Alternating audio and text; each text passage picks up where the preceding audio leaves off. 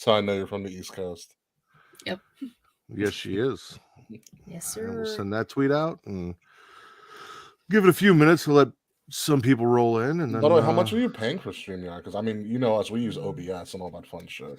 I don't know. That's a great answer. So the way this whole thing works was Vince wanted to use StreamYard and Travis wanted to use Streamlabs with OBS. And Vince can't run OBS and all that stuff on his computer because it's a piece of shit. Whereas everything is kind of contained within StreamYard, so he only has to run the one thing. Oh, he doesn't have enough RAM on his computer. Yeah. So we sat down, we did all the back and forth logistic shit, and we tried it out, and Travis liked it. So he's like, all right. So he pays for that out of whatever we make on Patreon and all the money he makes that he doesn't tell me about that I don't see a cent of. So drug money, of course. Yeah. So imagine making money off this. Couldn't be me. What are we, the Matt Men podcast? Yeah, right. I will say though, Andrew Zarian, great dude. We had him on our show a couple of years ago. He's actually fucking fantastic. Nice. Okay. Yeah. So, have you ever watched the Matt Men podcast show on like YouTube or anything like that? I have not. I've heard of them. I know they are, but I have not watched the show. They're dope. I mean, he now works under fucking Meltzer as part of like the Observer Network. He got like, that's how big he got. Yeah, but like me and Will met him at an Evolve indie show in Queens. Like we were online together, and I go, "Oh shit, you're fucking Andrew Zarian." He's like, "Oh yeah, hey, how you doing?" I'm like, "You're kind of famous. You have like the New Day and actually like legit wrestlers like on your show all the time." And you could have been more down there. He's literally just a Guido from Queens. Okay. I do like me some Guidos. So. Yeah, I mean, I wouldn't say he's a Guido. He's not that big of a Guido, but like he's a blatantly Italian New Yorker from Queens. So he's more like a Vinny, not a Paulie D. Yes. Yeah. Like not as aggressive. Nah, not as aggressive at all. Like it's a non-gimmicky Italian. Like he's a more yeah. He's only gimmicky about like wrestling and stuff. It was wild. So like his studio, if you ever watched the Batman podcast on his show, like his studio is in his house. Like he made the studio in his house. So like we finally got him on. He actually like he walked us kind of into the studio. What's going on, everybody? He walked us into the studio, and then like he put all of his stuff together. So like it's sort of like us kind of like tag teaming with him in the actual studio that he records from, which is absolutely insane. Nice. And he had his own like because he has well I can't reveal, but he has a secret account that he broadcasts from, so no one fucking follows him. Okay. Okay. Well, because that's how big he was. Like when he was like, "I'm gonna message you on this," like, why the fuck is it? It's like, why the fuck is your account? And he was like, "Dude, we have stalkers," and I was like, "I got it." Fair enough. I was like, I understand. But it was great. The closest this lower third was there and everything too. It was nuts. Yeah, the closest I've ever come to that is when I did Get Yo, but they do it in a studio in the basement of a library. That's weird. Yeah. It's very them. It is. No, it works. But it fits there. It's fit them. That is the closest to a studio recording I have done. Everything's just been here. I swear to us, our wrestling podcast group of people is so we're so all over the place. Oh, studios in the basement of a library. That's one of the better recording locations I've heard of ever. All right, well, looks like we got some people in here. If you guys are ready to go, I'll run the intro. Yeah, Vince is here too, which is kind of funny. Yeah, he's either still at or on his way back from a Bulls preseason game, which is why he did not show up for the show tonight. Who the fuck wastes money on a preseason basketball game? That's like the fifth person who's fucking said that. Like, were they even facing anybody good? Oh, I don't know. I don't follow the Bulls. It sounds like a no. I don't follow basketball. I played it, but I don't follow It's okay. I will be following basketball heavily. Thanks to NBA 2K23 and the Michael Jordan Championship Edition, which gave me a free year of NBA League Pass. Nice. Do you watch the NBA that religiously? Nope, not since Jordan retired, but I will now because it's free. All right, here we go. Let's do this. No, I listen to it all the time. I tell all my friends to Smack It Raw.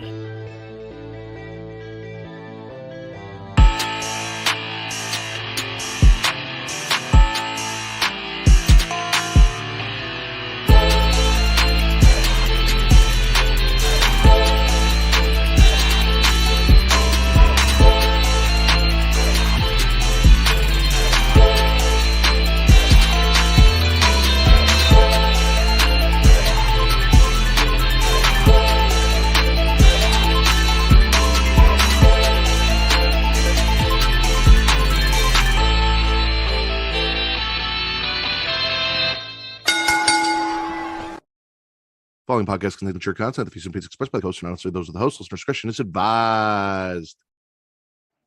Ladies and gentlemen, welcome to the number one wrestling podcast on Pornhub, the Smackin' It Raw podcast, where Deep Six isn't measured in just inches. I am your host, the patron saint of podcasting, the warden Matt Ritter, and I am here with my co-hosts this evening from the She Elite Showcase. She's a shaman of She Elite. She is the host of the She Elite Showcase, Inside the Mind of In the Crowd. She's the hardest working woman in podcasting today, or at least that's what we say.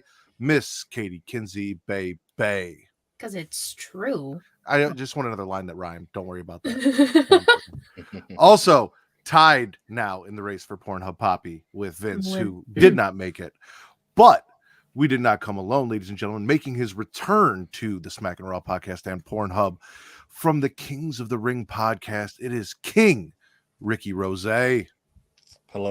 I'm very, very excited to be back on Pornhub again. When you asked me to do this like an hour and a half ago, it didn't dawn on me until I was coming back from my late night Wendy's. I was like, oh crap, I'm going to be on Pornhub again. This is going to be great for my social media following. See, there you go. I can't wait to post out that I'm on Pornhub. People will be like, what the fuck? And then they're going to be like, oh, it's wrestling again, you bastard. I'm going to clickbait everybody. You Hey, absolutely. I want to get those Pornhub numbers back up. They've been strangely, like randomly since we've started going live. I don't know if it's because people are like, oh, we can watch them live now. So we're not going to no, go watch us on Pornhub. Like, I know Travis cares about Twitch and YouTube. I don't. Pornhub is my baby. That's where I want you to go watch us. So go watch us on Pornhub. We're going to have to talk offline about the wonders of also restream as well, because you can stream to more than two places there. Oh. Well, we can stream more than two places here too. Yeah. Travis just hasn't set it up so I can stream to Pornhub, and I don't know if I can yet, because if I could, I would be. So. Of course. Yeah. I want to be like, hey, I am live on Pornhub right now. We'll get some people. I mean, nothing says go to porn with like a giant big black guy on Pornhub. I feel like that's money making right there. Absolutely. Who doesn't love to watch a black guy in a Pornhub movie? If you're in the chat and you don't, you can leave. Probably. That means you, Vince. Goes to a fucking preseason basketball game. Holy shit. On a Friday. Yeah, right. Preseason basketball was more important than hanging out with us. That's all I know. Whatever. You missed the bomb ass Smackdown, I'll tell you that. He did. Speaking of which, let's get into some news and rumors. Everyone knows this. Just real quick. Daniel Cormier will be reffing the Fight Pit. We'll talk about it when we get to Raw, but that was here. Sammy and Andrade. So the same reaction. We're just like, all right. So here's the deal. All right. Regardless of what actually happened, because Andrade got sent home and Sammy. You know that means Andrade won, right? Yes, exactly. Which we're gonna get into. I'm getting there. So Andrade got sent home. Sammy didn't. So this all started on Twitter. They were beefing back and forth. Sammy said some shit. Andrade said, "Hey, be a man and come and say it to me." Sammy's like, "Go back to WWE where we all want where we know you want to go because you failed to get over twice and you only have this job because of your father-in-law." Blah blah blah. So then after it came out and reports changed that originally it was Sammy pushed Andrade and then Andrade threw hands and then reports kind of changed. Everyone's like, oh, you guys should all apologize. Fuck Sammy Guevara. I'm not apologizing to Sammy Guevara. Like, I kind of hope he got punched in the face. It doesn't matter. He started this shit. He went to Twitter. He ran his mouth. He fucked around and then found out. 100%. Yeah. For the second time in like less than a month. Does this motherfucker know how to stop running his mouth yet? He does not. Okay, so does any of you follow the NBA, like literally any sort of sport? Do you guys know what happened with the Golden State Warriors like a couple of days ago? Wasn't it like two players fought? That's all I know. So somebody leaked the video to TMZ because TMZ fucking gets everything. So essentially, Jordan Poole, one of the younger players who's due for a really good contract, tried to talk shit or was in a verbal argument, which this happens a lot of times with competitive people, but is in a verbal argument with probably the toughest motherfucker on the team, Draymond Green. Everybody knows that name. And essentially, Draymond Green, Superman punched him and knocked him to the fucking floor. I saw the video. It's amazing. It was literally one shove and a quick right. What's up, Apron Bump? Apron Bump, all my people have collabed with, so he's a good dude. And knocked him to the floor. And this is the thing with Sammy. Sammy has a mouth that tries to write checks that his ass can't cash. Happens religiously. It happened with the Sasha Banks incident. Everybody remembers that.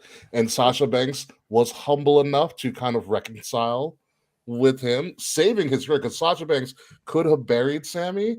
And it would have been over for him.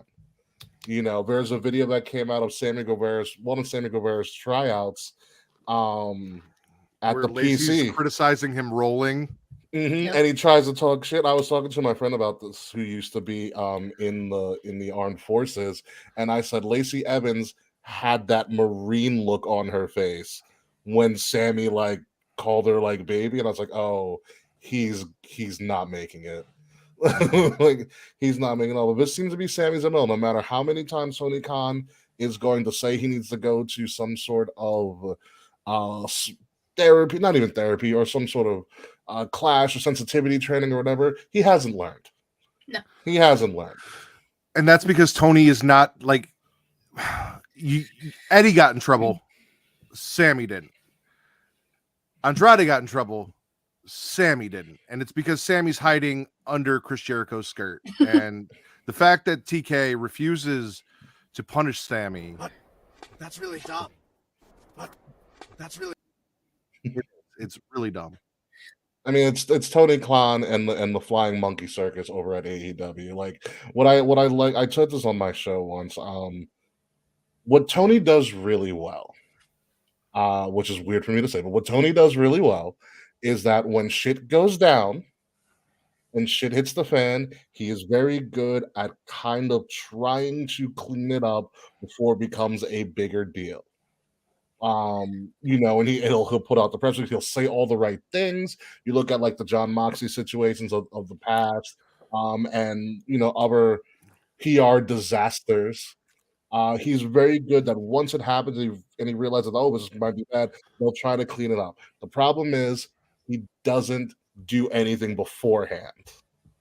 Yeah. And you know how, and with this incident in general, everybody saw how vocal Sammy and Andrade were getting on Twitter, and TK loves his Twitter because he's obviously, you know, the longest running general manager or longest running executive in pro wrestling now that Vince is retired, and he embraces Twitter, and he should have seen this and been like, what the fuck is going on?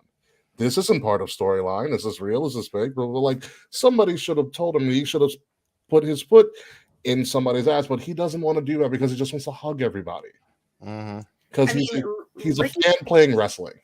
Ricky Starks had the best reaction to it on Twitter. He was like, man, can my coworker shut the fuck up for a minute? Because it's true. All of them just go to Twitter and talk shit on each other. Sammy, Eddie, Sammy, common theme of Sammy, Andrade, the whole Elite Punk, Cabana, all that shit somehow was on Twitter too. It's ridiculous. What a debacle. Like, I just don't get it.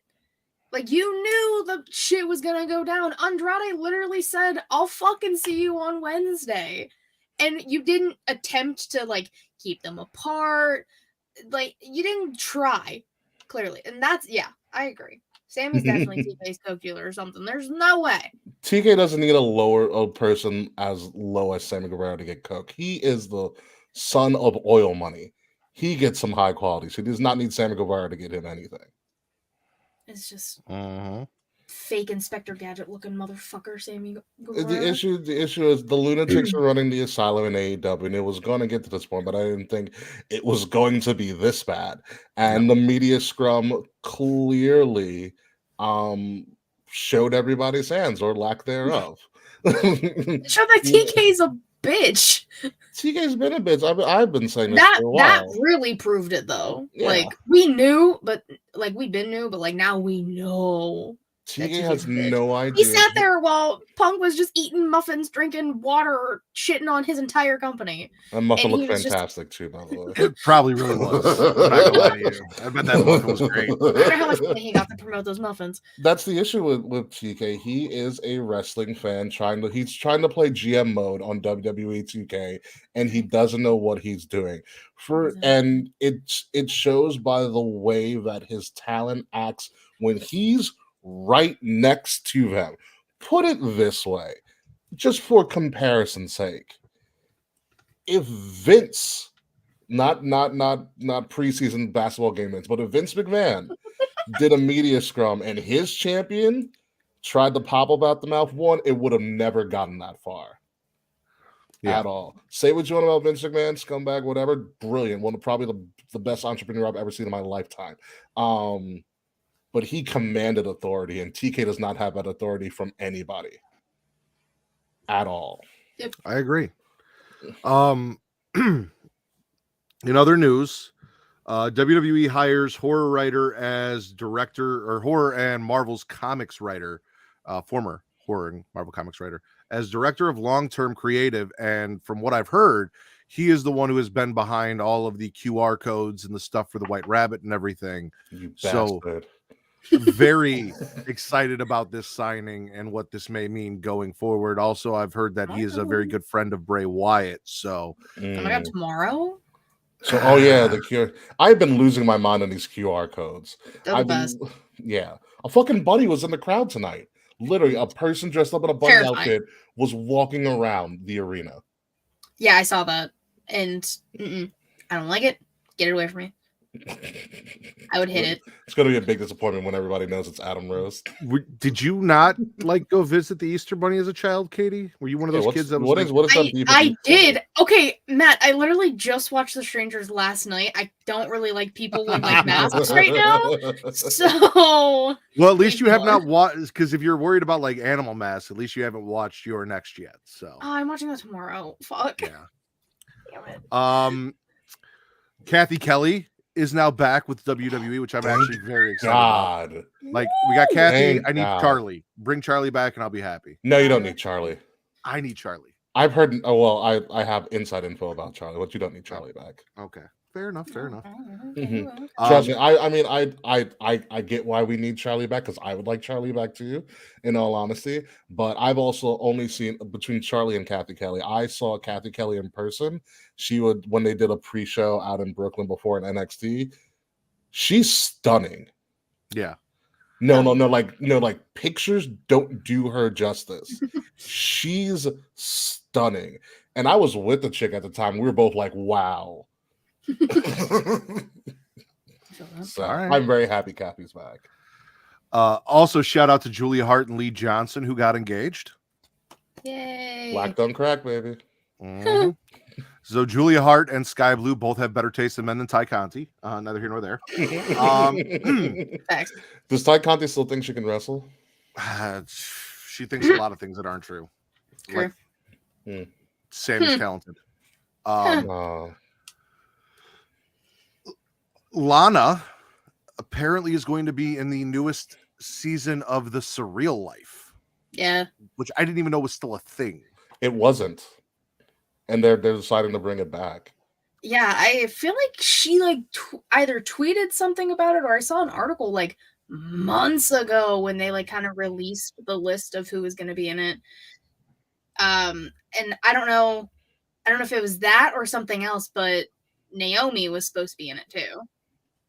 Oh, thank God she declined that apron bump with the quote of the night right now.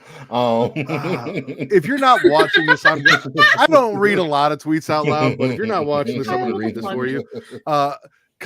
Pretty Kyle from the apron bump said, "I throw myself headfirst into a wood chipper just for the off chance that I get recycled into Kathy Kelly's toilet paper." You better tweet that too. That's amazing. He would. Kyle, we need you on my show, by the way. You've worked with my boy Frats. We need you on the Kings of the Rings podcast. But yeah, so real life is weird. Like it's Lana, who's a very nice person. I met her. She's really awesome. It's Lana. It's Dennis Rodman, who apparently showed his dick to everybody. I'm not. Who is anybody that's literally surprised? that's like the only thing they were talking about in the whole trailer I saw. This is a sports 2022 sort of deal going on. Antonio Brown's jacking off in the pool. Rodman's showing everyone their dick. Like, Antonio Brown's still relevant? I haven't heard from him since he walked out of New York. I mean, Tampa. Well, there was just news like last week that he was in a pool and he exposed himself to a bunch of strangers in a pool. And the picture I saw looked like he had a full hard-on in his hand, just chilled back, naked in the pool. Oh, see, I didn't. Mental health matters, folks. I saw an edited picture of it, thank God. Well, it was censored, so I didn't actually see his dick. But yeah, the censor was like that fucking long. Like it was a long. Good for Antonio. It was legit. Yeah. It wasn't Deep 6. That was about at least Deep 9. Ooh, jeez, Deep Space 9. He's out there. Yeah. Last but not least, the sad news. Sara Lee, former NXT contestant, wife of Wesley Blake and mother of 3, passed away at the age of 30. Yeah, that's a weird one. It also came out of nowhere. Yeah. Yeah. And we don't know what the cause of death is still, right? Not that I've heard. No, I mean she like posted something on Instagram like 2 days before it was like announced or when we found out like 2 days beforehand, that she was like recovering from like her first sinus infection, and she was like at the gym like 2 days in a row, and then this kind of just like came out of nowhere. Yeah, it's so fucking sad. It is sad. I mean, her career in WWE was very short. She surprisingly won the Tough Enough reboot, which had the likes of Mandy Rose, Sonya Deville, the Velveteen Dream, who actually should have won, and a couple of other people who ended up having careers in WWE. And obviously, when you don't want anybody to fail, and she didn't make it, and that happens to a lot of people. She was also really, really young. But she had a family. She had 3 kids. She was only 30. Like, it's so surprising. You know, and WWE did do the nice thing of putting a little thing out for her and acknowledging that she was a member of the family, but unfortunately passed away. So, I hope Blake of all people, was it Wesley Blake? Yeah, I hope Blake is doing well, and hope someone reaches out to him, because I have no idea how he's feeling about all that. And then also there is a GoFundMe to help with funeral costs that a lot of wrestlers have donated to and tweeted out, so you can look for that if you want to go donate some money to that as well. Yeah, a lot. It was like within like 5 hours of being up, it was already like at 50,000 plus. Yeah, I wouldn't be surprised. I mean, they're a fraternity, man. Once you're in, you're in. Yeah, you can see like donations from people, and like you can see the names, and like somebody took a screenshot of like the majority of the names. That was weird to me that people were screenshotting, and like you don't have to they know, like we know everyone would, especially like people who were her friends. Like so, but thoughts and prayers to the family of Sara Lee. And rest in peace, Sara Lee. Yeah. All right. Let's get into why we're here. For everyone listening, you know how this works. I am going to go around in a triangle since there's only 3 of us, starting with Ricky, and then Katie, and then me. And I will ask a very simple question: spit or swallow. And Ricky will either tell me something that he swallowed or spit from the week in wrestling that he watched, and we'll go until either we run out of things to talk about, or I've decided the show's gone on too long and I'm just going to end it, whichever comes first. So, Ricky, spit or swallow? I am going to swallow. I'm not gonna. There's something I do want to swallow, but I don't want to steal it from you, Matt, because I think I know what it probably is. So I'm gonna go to SmackDown. I'm not gonna go to Raw because there's something that I know you want to swallow. That's probably on Raw.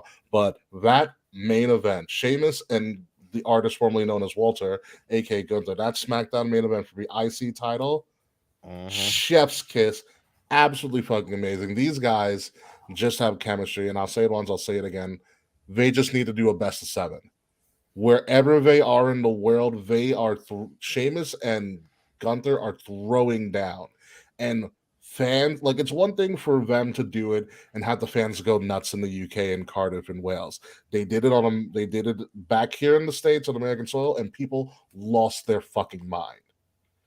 Absolutely lost it in that main event that Triple H gave about like a half hour or so to. Just about with entrances, yeah.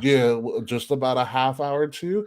They can put on 5 or more matches, have it culminated like a Survivor Series or like a Big Four, and I think they'll legitimately draw for that long. I think it'll work because these guys just work really well. It's probably my match of the week. It's probably my best match I saw this week.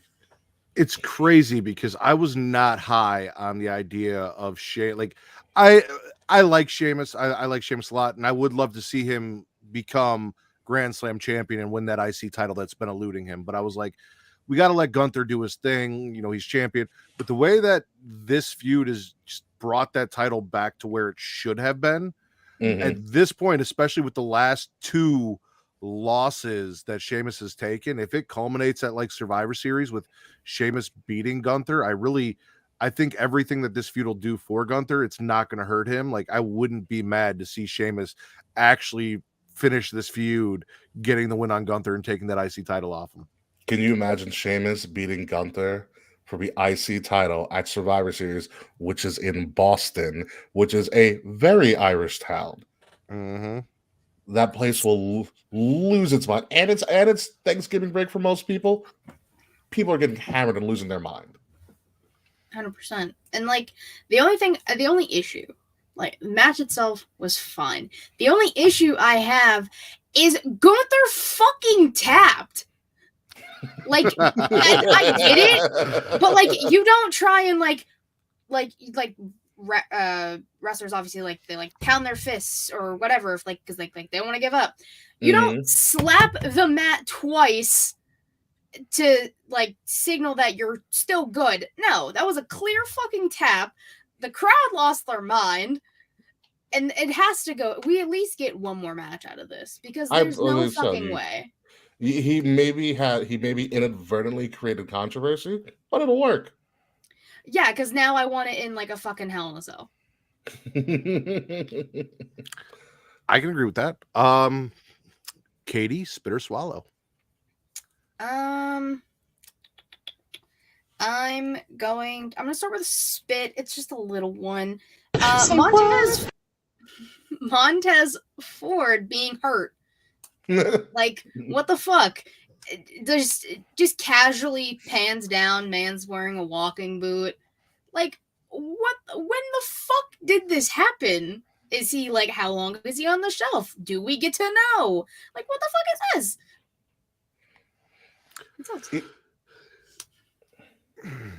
He's not that injured. He was still able to do his entire entrance. Okay, he's not that injured. The boot is just a precautionary measure a lot of the time. Could be some sort of stress fracture that they don't want to like have him get injured anymore. But like, as long as Dawkins can put on great matches, he's fine. Which he did. Yeah. Like, because Dawkins, like, they're both fine individually. They're great as a tag team. They're both very good as individuals, and Dawkins doesn't get enough credit that he deserves. But like, I just want to know how long. It's all I want to know. And how severe. Like, I know like the walking boot you can still do a lot with it. But like there is no inklings of a little report or anything. Like, what the fuck? Like, y'all got spies everywhere. How did I not know this? Have we ever seen someone use the walking boot like we've seen them use like the forearm cast? No. Because that could be entertaining. If he still went out there, he still did matches, he kicked somebody with a walking boot, they made a big deal. big deal about how it's like a weapon, but it's not. That I'd enjoy that. I am with you, Katie. I am going to spit the fact that he's injured and we don't know exactly what the fuck is going on. No one said shit. We just saw him in the walking boot. However, with everything that happened on Monday Night Raw around that, I have to I got to swallow Tez dropping the acknowledge these nuts line on the bloodline backstage. The bloodline just being the bloodline on Raw and Sammy cracking up Solo and Jimmy until Buzzkill Jay shows up. And then the they tell the Street Profits, oh, we're going to be on Raw next week, so be ready to acknowledge him. Sammy's doing his PR work that he said he was going to go do.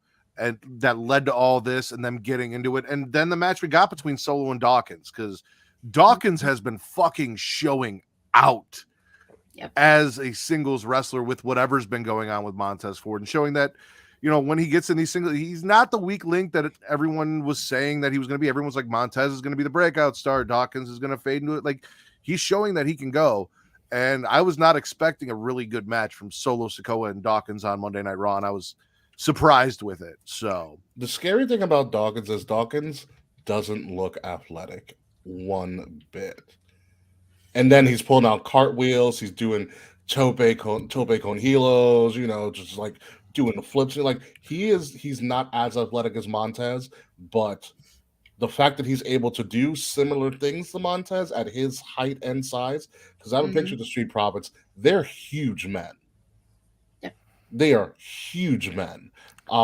It's very just astonishing to see what Dawkins into, especially his drop kick. Like, how the fuck are you getting that high? I don't even think he knows. I don't know if you're still in the in the chat, Travis, but if we're in the trap, all right. Popped in. Yeah, no, if you're still in the trap, Travis, can acknowledge these nuts be the title of this week's episode? Just out of curiosity. Because I got in trouble for our last episode title. YouTube, or not the last one, the second to last one. YouTube didn't like Warjo fucks hard. They got mad at us for that. So. But it's true. I want to ask. If you add some Z's to the D's and the nuts, I think you'll be fine. Yeah. Yeah, probably.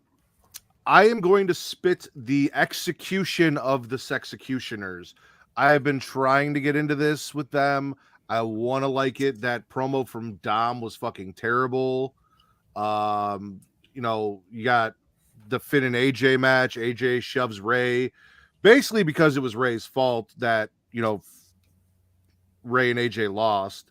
AJ gets jumped after the match. Ray left and just let it happen. Now he's a bad friend and a bad dad. Like the whole thing, it's not doing it for me. Like there was a little intrigue with the AJ Finn, maybe, hey, the club, but I really don't want to see AJ in this Executioners. And as much as I've tried to get into this and like tried to really force myself to like it because I wanted to, it's just not working for me at all. Which is funny because they're getting there now. See, the problem with this whole moment is that Dom missed a perfect time to go off script and give the fans what they want. He had the first part of what would have been an epic line and an epic burn, and he totally missed the punch. He said, Ray, you're not my father anymore. And he should have either said, Eddie's my dad, or my poppy's right next to me, and it's Rhea, and over like Rover. But he shied away from it. And I'd be upset about it too. The problem with this too is that Edge doesn't fit in this equation, but Edge is getting the match against Finn. Mm-hmm. Yeah. Where it should be like everything points to AJ and Finn battling it out in an I Quit match, which would be great. Absolutely great. I mean, Edge and Finn are probably going to steal the show anyways, but like Edge doesn't need to be in this. He's in this for the sake of the fact that he's Edge and he's going to sell tickets. See, I don't even know if they're going to steal the show, though, because, like, this is the first time in a long time I'm fucking excited for an Extreme Rules card. Like, it's the most extreme Extreme Rules. Yeah, exactly. There's not a match on there where I'm like, oh, fuck, I don't really care about that. Like, even Karrion Kross and Drew McIntyre after tonight, I'm like, okay, I kind of want to see them beat the shit out of each other with the strap on. Yeah, after tonight, yes. Mm-hmm. Before tonight, no. I'm always happy to see Scarlett. Well, that's the reason, a fucking That's the reason I'm excited for the match. Where's the leak, ma'am? Because you never know what Scarlett is or is not going to wear. That is very true. Yeah. I'm still on her finger. Completely shocked by the fact that she and one other female wrestler still have their OnlyFans. Hit Row. B-Fab. B-Fab have their OnlyFans up while back in WWE. Listen, I'm never telling Scarlett no about anything. It's not in me. At all. You want to have your OnlyFans, baby? Go right ahead. Do whatever you want. Just keep looking. Keep doing you. I'm just hoping now that that's the case, Shotzi Blackheart doesn't have to like wear a mask on Scarlett's OnlyFans to do things with her because, like, hey, we're here. Like, can we just can Natty go rub lotion on her sister? Like, we know she's the one filming it. I really don't know how Natty has gotten away with so much of being on her sister's shit and not wrestling. There's a theory from Young Kings Wrestling. Shout out to Young Kings Wrestling, by the way. And if you guys want, they have some dope Black Lives Matter t-shirts in the NWO style font. There's one for breast cancer awareness that's out now. You can go pick up. That's black and pink. So if you want to support breast cancer awareness or just, help donate to a good cause, go check them out. It's ykwrestling.com where you guys can find those. However, TC has a theory that I kind of sparked by joking around and saying some dumb shit that he just ran with, where essentially Vince is a time traveler and Natty caught Vince time traveling and now has the entire company by the balls and does whatever she wants. And that's why she gets away with and gets all of the opportunities and everything she does. And that Stephanie is protecting her father by continuing to allow Natty to just do whatever and be wherever and being involved in all this shit. This is like the Shane Black Box theory. Mm-hmm. It makes too much fucking sense now. At first I was like, nah, TC's just it's too far. But then things kept happening. I'm like, see, but like where are these opportunities coming from? There's no other reason besides Natty seeing Vince time travel when she was a small child. Like there's no other, I am accepting no other reason. Who do you guys think main events tomorrow? Oh, the Extreme Rules match. Oh. We have different opinions. Listen, everybody comes for Extreme Rules. The Extreme Rules match is the match that's probably going to main event and has the most on the line. And who's on the cover of the Extreme Rules? Ronda is. Oh, I literally was about to be like, I don't even know which match that is. So clearly I'm not paying attention to anything. There's only one Extreme Rules match. There's two championship matches. They're both women's matches. So I believe they bookend the card. Okay. And then you have a whole bunch of crazy shit in the middle. So, but I believe we are starting with either the Extreme Rules match or we are starting with the ladder match. I believe we will start with the ladder match. See, Bianca's a good opener. I think we start with Extreme Rules and end with Bayley and Bianca because it is the first time it's the women's title is being defended in a ladder match. It's the first singles women's ladder match. Well, yeah. Yeah, but here's the thing. It's Ronda. You're going to have Ronda open? Do we have to have Ronda on the card? Yes. Yes, you do. You know why? Because Charlotte's not around. I don't need Charlotte either. We're fine. You're not fine. You're not fine. You're gonna tell me the only active horsewoman is Bayley, and that's gonna be enough? No, you need Ronda on that card. I would open with the 6-man tag Donnybrook match, and I would close with the ladder match. That's what I would do. The only way I see the Donnybrook match being the first match is if it was on the pre-show. I think you hide the Donnybrook. We did this on the show. We did this on my show, Kings of the Rings podcast. I think it's ladder match. We went ladder. I think we did ladder, strap, I quit. Ladder, strap, I quit, Donnybrook, fight pit, Extreme Rules. I forget about like half these matches already. There's only 6, by the way.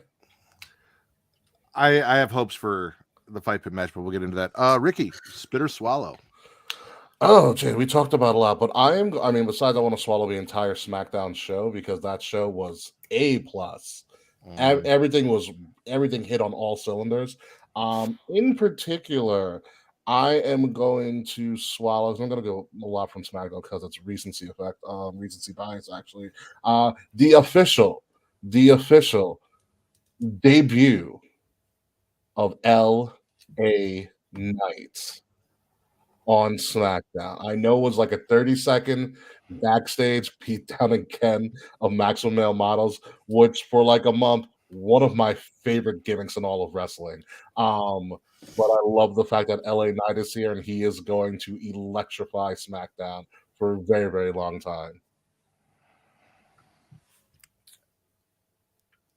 The amount of happy that I have in my heart that Max Dupree is dead, and we've got LA Knight back and immediately wrestling a match against Mansoor next week. I cannot tell you. Mansoor. Because while I understood the idea, like, yes, he's a great talker, this and that, he's so much more than that. And Katie, I think we were on the same page. Like, we didn't really like Eli Drake, LA Knight, when he first came into NXT, and then he really grows on you. Yeah. And then all of a sudden we're like, dude, this guy's fucking great. Like, I can't wait. Like, I can tell you when it happened, Matt. It was a little before the War Games match with like old NXT versus new NXT. That's when we both were kind of like, you know what, LA Knight, okay, we're kind of feeling it. And then we just continue to love him more and more. It took you guys that long?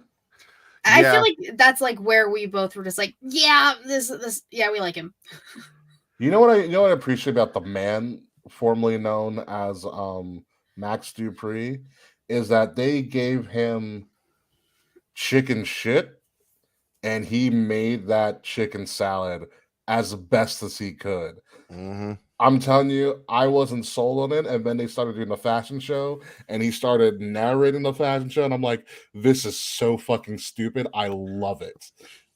Like, they did the fashion show. They had the website. He was commenting on guys' profile photos that they'd send into the website. Like, he was all in. And I'm like, it's a shit gimmick, but it's so stupid. It's working. Yeah. Yeah. But much happier that we're gonna get LA Knight back and all the teases that they've been leading up to this moment, and then us getting it, like you said, SmackDown fucking killed. SmackDown killed tonight. Yep. Hit on all cylinders. Spit or swallow. I'm still on Raw. I'm swallowing the Mustafa Ali and then the Almighty United States Champion Bobby Lashley match. A, Ali needs to be on TV more. B, Bobby slapped for absolutely no fucking reason. We didn't need a banger of a match. And you end it with Ali not tapping, just passing out, which makes him still look strong and a good competitor. And then you throw Seth fucking Rollins into the mix again by just wrecking them both. And if we get Ali and Seth in a match, and we're getting Bobby and Seth for the title next week, good. I like this. This is good.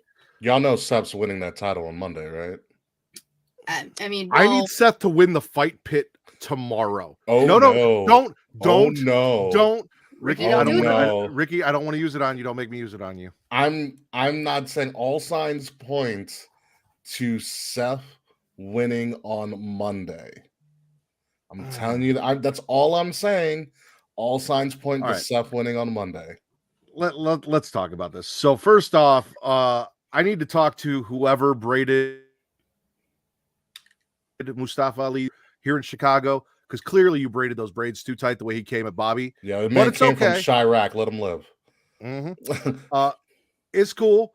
You know, he's got the attitude. He's challenging Big Bob, poking him in the chest and shit, which is something I would not have the balls to do. So shout out to you. Because it's okay. I'm just kick him in the legs. Bobby Lashley has chicken legs. I've seen him in person. Chicken legs. You'll be fine. I'm bigger physically than he is, and I wouldn't go pushing Bobby Lashley in the chest like that. But just go for the legs. Like Katie said, the match was fantastic. The curse of Riddle strikes again. It is now something that is spreading. So first it was just everyone that was associated and tag teamed with Matt Riddle just had bad things happen to them in their careers. And I've run down the list before, whether it's MSK or Randy Orton, now Rey Mysterio, Candy Cartwright. Now Bobby Lashley just, associating himself with Matt Riddle in the back has led to him getting stomped out by Seth Rollins. However, along with this, I do have a swallow that involves that. So I'm swallowing the Riddle and Rollins face-to-face because Rollins started taunting Riddle about how bad of a dad he is and how his kids don't love him and don't want to see him. And he's not allowed to see his kids. Yeah, that warmed my heart because we need more of that. That's why I didn't take that moment from you. That's why I went to something else. So, you know what? Yeah, fuck it. I will tag on to Katie's and make that my official swallow is the face-to-face with Riddle and Rollins that happened after this and the just complete verbal abuse that Rollins gave Matt Riddle and him not being able to control himself because he can't accept that he's a bad dad. Well, I mean, the boot fits. I'm sorry, the flip-flop fits. Wear it. You could say boot. I understand you. Ricky, spit or swallow. I'm gonna spit. Not the Rollins and Riddle segment, but just as part of the segment. Daniel Cormier being live via satellite on clearly pre-recorded. Okay, so it leaks Friday at midnight or some bullshit. Ariel Helwani leaks this that at nighttime while everybody's fucking sleeping.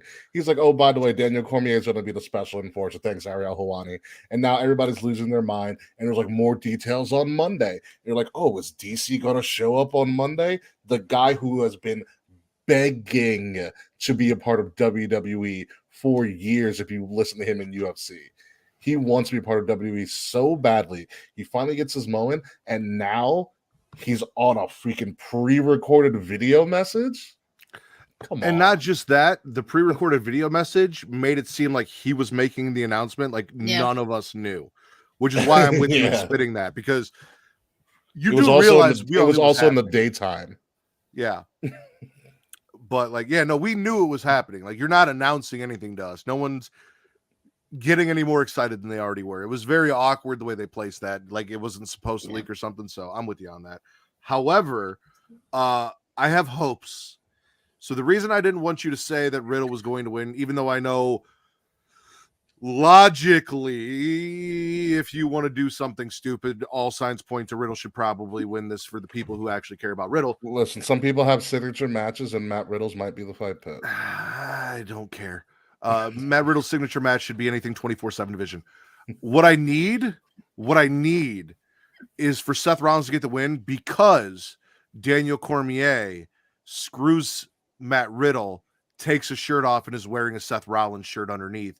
Kind of like Tyson in the main event of WrestleMania screwed Shawn Michaels and hung out with. That's what I want, but kind of like in reverse, where now he's siding with the heel and doing the DX shirt part of it.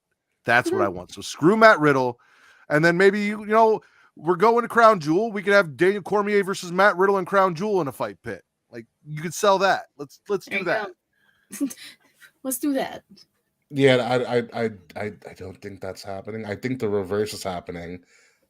And I think if you're going to make somebody look good who wants to really fight, and I think Daniel Cormier gets physical.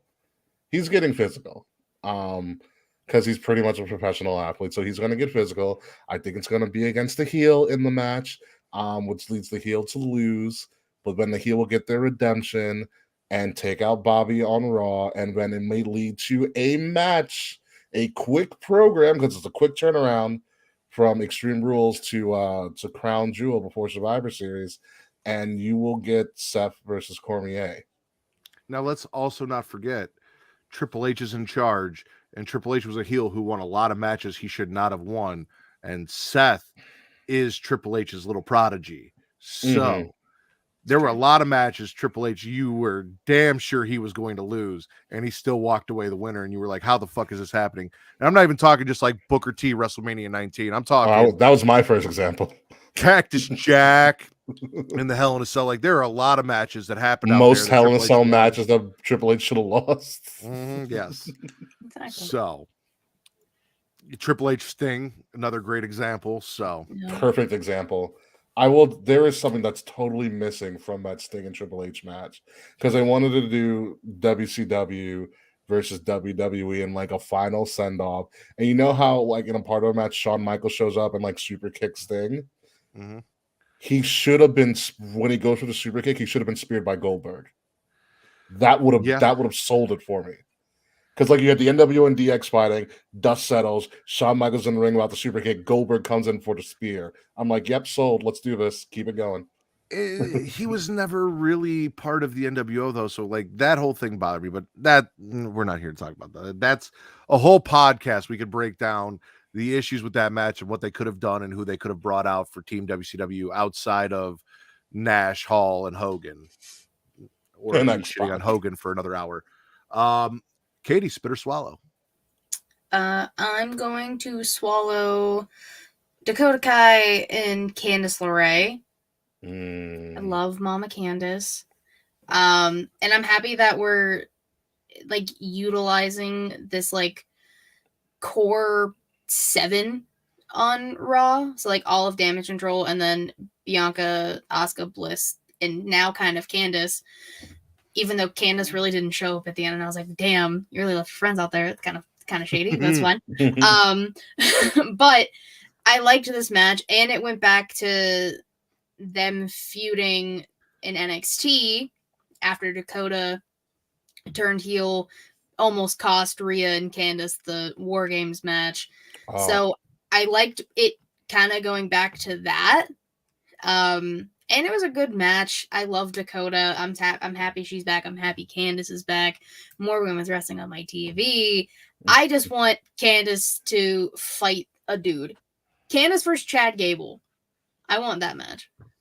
Listen, Chad's out here suplexing Braun Strowman for shits and giggles, so Chad can do whatever he wants. I was there in the arena at the very poorly seated Allstate Arena because those seats there are horrible. When for that War Games match when Dakota turned, and I've never been more attracted to Dakota Kai than when she turned. I was like, oh wow. I'm so disappointed that we weren't friends at that point because I was also at that War Games. Oh yeah, Will and I were there. We drove to Chicago from the East Coast 10 hours through the night to get to Chicago. We went to every event. We went to SmackDown, Takeover, Survivor Series, and literally got in a car and left right after Raw to go back to New York because we're insane. That would have been really fun to have met up with you guys while you were out here. I'm kind of bummed about that now. Yeah, we'll be back at some point. We'll probably take a plane in next time. I would if I were you. I'm with you, Katie. I had Candice and Dakota on there. We'll talk about it later, but 2 hours of Rampage actually had more than one women's wrestling match. What? I know. I mean, it was 2 separate shows and one on each show, but let's not get into logistics. More than one women's wrestling match tonight. Wait, it didn't feature one match didn't feature Jade? Yes, one match didn't feature Jade. Wow, there's more. Yeah. There's more women in the division. It's crazy. What term event? Speaking of Candice, speaking of Mrs. Gargano, speaking of the way, I'm swallowing everything that happened with the Miz, Dexter, and Johnny. Yep. Because it is one of my favorite fucking things on Raw. Like, there's so much good going on. Like you said, Damage Control and all of that. But I just have this weird obsession with Dexter Lumis. Like, if I had a man crush, it's Dexter Lumis. And him choking out the Miz, cuddling him to sleep, stroking his hair, Johnny walking by and just being like, what? And then going back, Dexter's gone, Miz is passed out. Like, love all of it. Big fan. Gargano waking the Miz up, Miz freaking out. Like I said, I don't even need a match. You can just keep doing this and I will be entertained. Honestly, the camera work during these segments is also really good as well. Yeah. Like they do just enough for you to recognize that Dexter's there, and by the time you recognize and you want to look back, he is out of the picture, Mm-hmm. It is brilliant camera work each time. I don't know where this ends. That's my issue with it. Like they're doing really well, and it's been keeping everybody's attention for a long time. But what is the payoff? See, the issue a lot with WWE is doing a lot of mystery. Like we don't know why Dexter is playing 7 minutes in heaven with the Miz every week. Like we don't know why that's happening. We don't know about this White Rabbit gimmicky shit, although we have a clear idea about who it probably is. The issue is you have all this mystery, which is great, but now you have to pay off the storylines because if the finish isn't good, as Vince said, they only remember the finish. If the finish isn't good, everything else goes to shit. You pay off. I think I talked about this last week. You pay off the Miz and Dexter with the on Halloween in Dexter's haunted house. Are you? Oh, so you're going to give Miz the Cameron Grimes position? Yes. Okay, that could work. Miz would be funnier in it too, which is hard because Cameron Grimes is really funny in that. Exactly. And that's how you pay it off. I mean, I'm also down for a Ciampa versus Loomis match to get Loomis in the ring. After that, if that's where they want to go or however they want to do it. If Miz is like, I'm not wrestling him, blah, blah, blah. And they want to, I like the Miz. I don't ever get excited for Miz matches. I've said it like 3 weeks in a row now. There's never a match that Miz is in where I'm really excited to see the Miz wrestle. Like I'm not. I'm really excited to see all of the other stuff the Miz does, but in ring, never. Like he makes people look great, but him as a wrestler, I'm just never excited for it. So we're more excited when Maurice returns with the Miz too. That's the one I get my excitement to. Yes, yeah. Ricky, spit or swallow? It's gonna be like it's a swallow with a little bit of a spit. The debut of Legato del Fantasma tonight on SmackDown. What a debut. Right when we thought Hit Row was going to have a segment, which I am a very big Hit Row fan. I think they're doing a lot, which will pay off down the road, but that's a whole nother conversation. To have Legato del Fantasma come in, totally attack them in fly-ass suits and luchador masks, which, duh, that's who the fuck they are, and have Zelina be the new leader, which was very surprising. Pleasant surprise. So she had been talking on social media about how she was on her way back. She didn't say when. She had only mentioned that she had started preparing her Rumble gear because it's a giant cosplay, because that's just what Zelina does. Yeah. And so in my mind, I was like, oh, she's going to return at the Rumble. It'll be all good. She's just taking time off and doing whatever Zelina does. And then she showed up, blonde-haired, like a true New York Puerto Rican, blonde-haired, and the leader. And my only spit is, what the fuck happened to Elektra? The last time we saw them all, freaking Santos rose up in his blacked out Escalade, being like, I'm not going to leave all you guys behind. We're family. We're going to roll together. And the implication was they would all roll together on SmackDown. But somewhere down on this road to SmackDown, Elektra just got kicked off and got replaced with Zelina. Am I mad at it? Not really, because I love Zelina Vega. I think she's fucking amazing. But I was really curious to see what Elektra would do on the SmackDown roster with all of them, because she had potential. Gorgeous woman too, by the way. And she could have carried them as like the speaking female part of the faction. So I don't know what I don't know if they fired her or what, but Zelina's in charge, and that's fine. She did well with Andrade. She did well with another Latin-born person. She'll do fantastic with Santos and Legato. Absolutely. So do you want to go real quick, Katie, or? I'm just so curious to hear your theory about this. No, here we go. Well, so there's a couple things. One, since Vince is not here, he texted me and he asked a couple things of me. He asked me to spit Logan Paul, which is no problem. And also spit little bitch ass Sammy, which again, no problem. We did. But he said he asked me to swallow Sammy, really? Sammy Guevara. Not Sammy, yes. Sammy with a Y, not Sammy with an I. Gotcha. But he asked me to swallow Legato. And if you are a fan of the Smackin' It Raw podcast, you know that there was a Chicago Italian, Chicago Hispanic feud between Vince and I during the Tony D'Angelo Legato del Fantasma feud. I have right here in a screenshot, which I can post if he tries to deny it. The feud is over. You won. LOL. Wow. So, seeing as Vince has rescinded the feud and given me the win, along with my boy, the Don of NXT, Tony D, who also won that feud and sent Legato packing, I will, along with Ricky, swallow the debut of Legato del Fantasma, along with Zelina Vega, because I'm happy to have her back. She's fantastic. The Elektra Lopez thing doesn't surprise me because I said he doesn't manage people well. That was why Tony took over Legato and won all those matches and did all those things. And Tony had roles and things for Elektra to do. And here he is again, just saying, hey, I got you. I'm going to take care of you. Come with me. Don't honor, the stuff that you said you would honor. Forget that and leave with me. And then he just left her on the sidelines behind. I'm pretty sure Joaquin and Raul Mendoza got in that car and they just drove off and Elektra was just standing there like, what the fuck? Like, what's going on? They left her on the side of the road, which is fucked up. But love this whole new pairing. I love that they tried to pretend like we didn't know who the fuck it was because they were wearing masks. When you have Wade Barrett on fucking commentary, like, come on. Wade sold it. Wade sold it at the end. He goes, I knew it was them. I was like, you fucking asshole. I can't. Also, he's probably gone by now, but thanks for stopping in, Will, and good night. He's got to go to bed. Oh, I got that for you. Don't worry. Don't worry. Afraid I've got some bad news.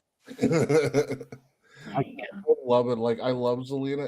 It's just weird to me because, like I said, I thought Elektra Lopez had a lot of potential, and she could have been out there. There had to have been some sort of disconnect somewhere, and it's weird to me too because Zelina's usually was put in Andrade's place because Andrade was number one floundering in NXT before Zelina. Zelina saved his career, and it's because Andrade needed a mouthpiece because his English wasn't that good at the time. And so I look at why the hell is Zelina in Legato del Fantasma? Because Santos Escobar is an excellent speaker. He can carry a promo. He can work a crowd. So what the fuck is Zelina's role? Now, like, Legato del Fantasma, Santos is what Andrade should have been in WWE, and he's going to prove that.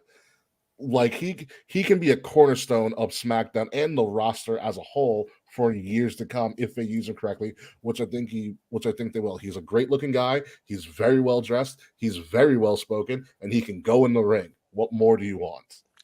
So Bakley makes a really good point. She might be there to talk for Mendoza and Wild. I'm going to call Mendoza because I can't remember what his new name is at the moment, and it's not important. Legato.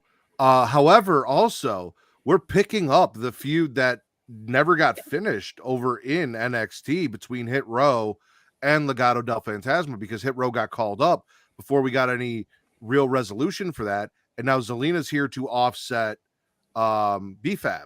So there's that aspect of it too. Fair. Yeah.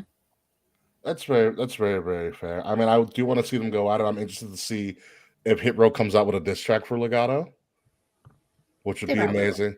Because, I mean, listen, you can say what you want about Hit Row, but they are such a different group that no one's ever really seen in pro wrestling.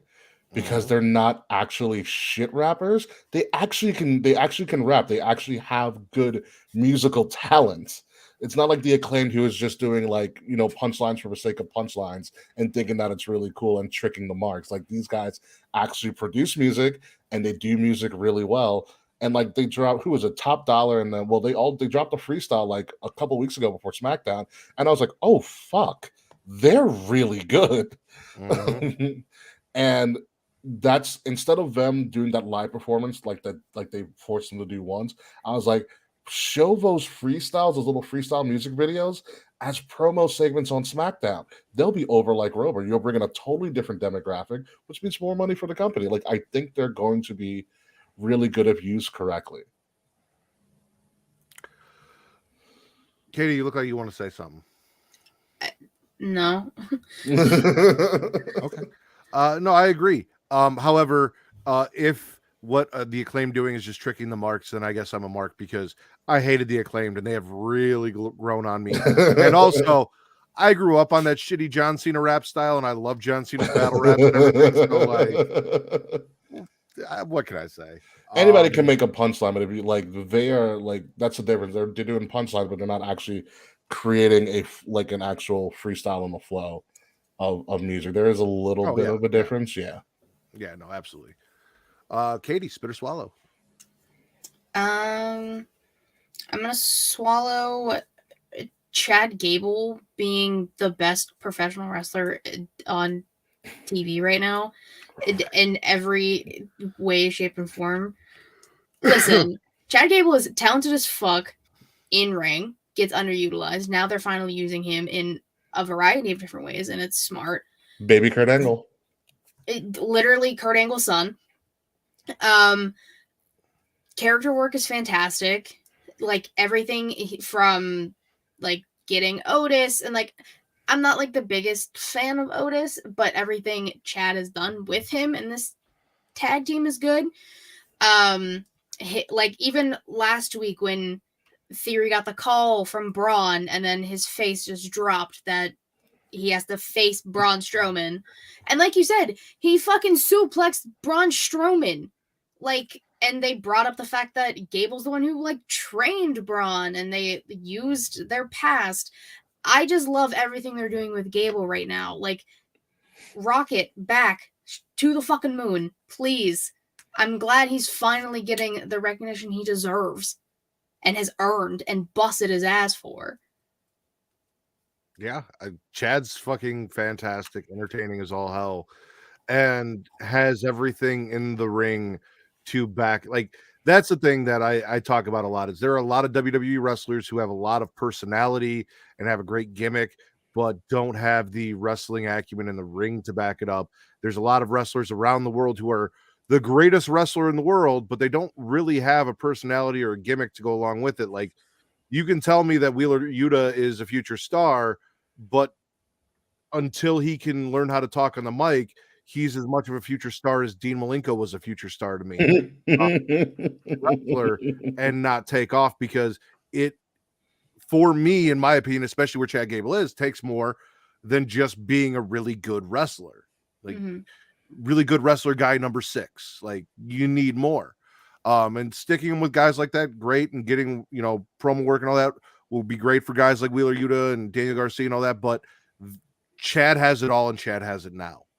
Chad could probably out-wrestle both those guys in a professional wrestling match and wreck them in a promo beforehand and embarrass them. Exactly. Yeah, no, Chad's on his way to breaking out. And now that Papa H is in charge, which Triple H has shown his hand thousands of times over ever since he made the comment in a press release saying, "I'm the one who gets to pick the flavor now." Triple H is protecting his talent that he nurtured in NXT. His NXT babies, exactly. It's blatantly obvious now. It is blatantly obvious. If Triple H took care of you in NXT and you were able to survive this long, he's going to take care of you for the rest of your time there. And the only one that can screw it up is the talent themselves. I agree. And to that point, we saw this from Chad Gable in NXT. Like, they put him with Jason Jordan, and he was clearly the entertainment value of that tag team, who also backed it up in the ring. Whereas, as much as I want to love Jason Jordan, and he grew with Chad Gable, he did not have the presence on the mic that Chad Gable did, which is why they put him together for American Alpha. Ready, Willing, and Gable. It was so clever. I have the towel, and I met them at what was it, WrestleMania, at Access for WrestleMania in 33 in Orlando, and I had them sign the towel, so I have the signed towel somewhere. Oh, that's awesome. They're really dope guys. So I'm spitting Pretty Deadly's address to open up NXT. They tried and they failed. I did not enjoy that whatsoever. It didn't do shit for me. I'll tell you why too, but continue. Pretty Deadly, I watched them in NXT UK up until they won the titles, and then I kind of broke off from NXT UK for a while, so I didn't really see their run there. I like everything they do on social media.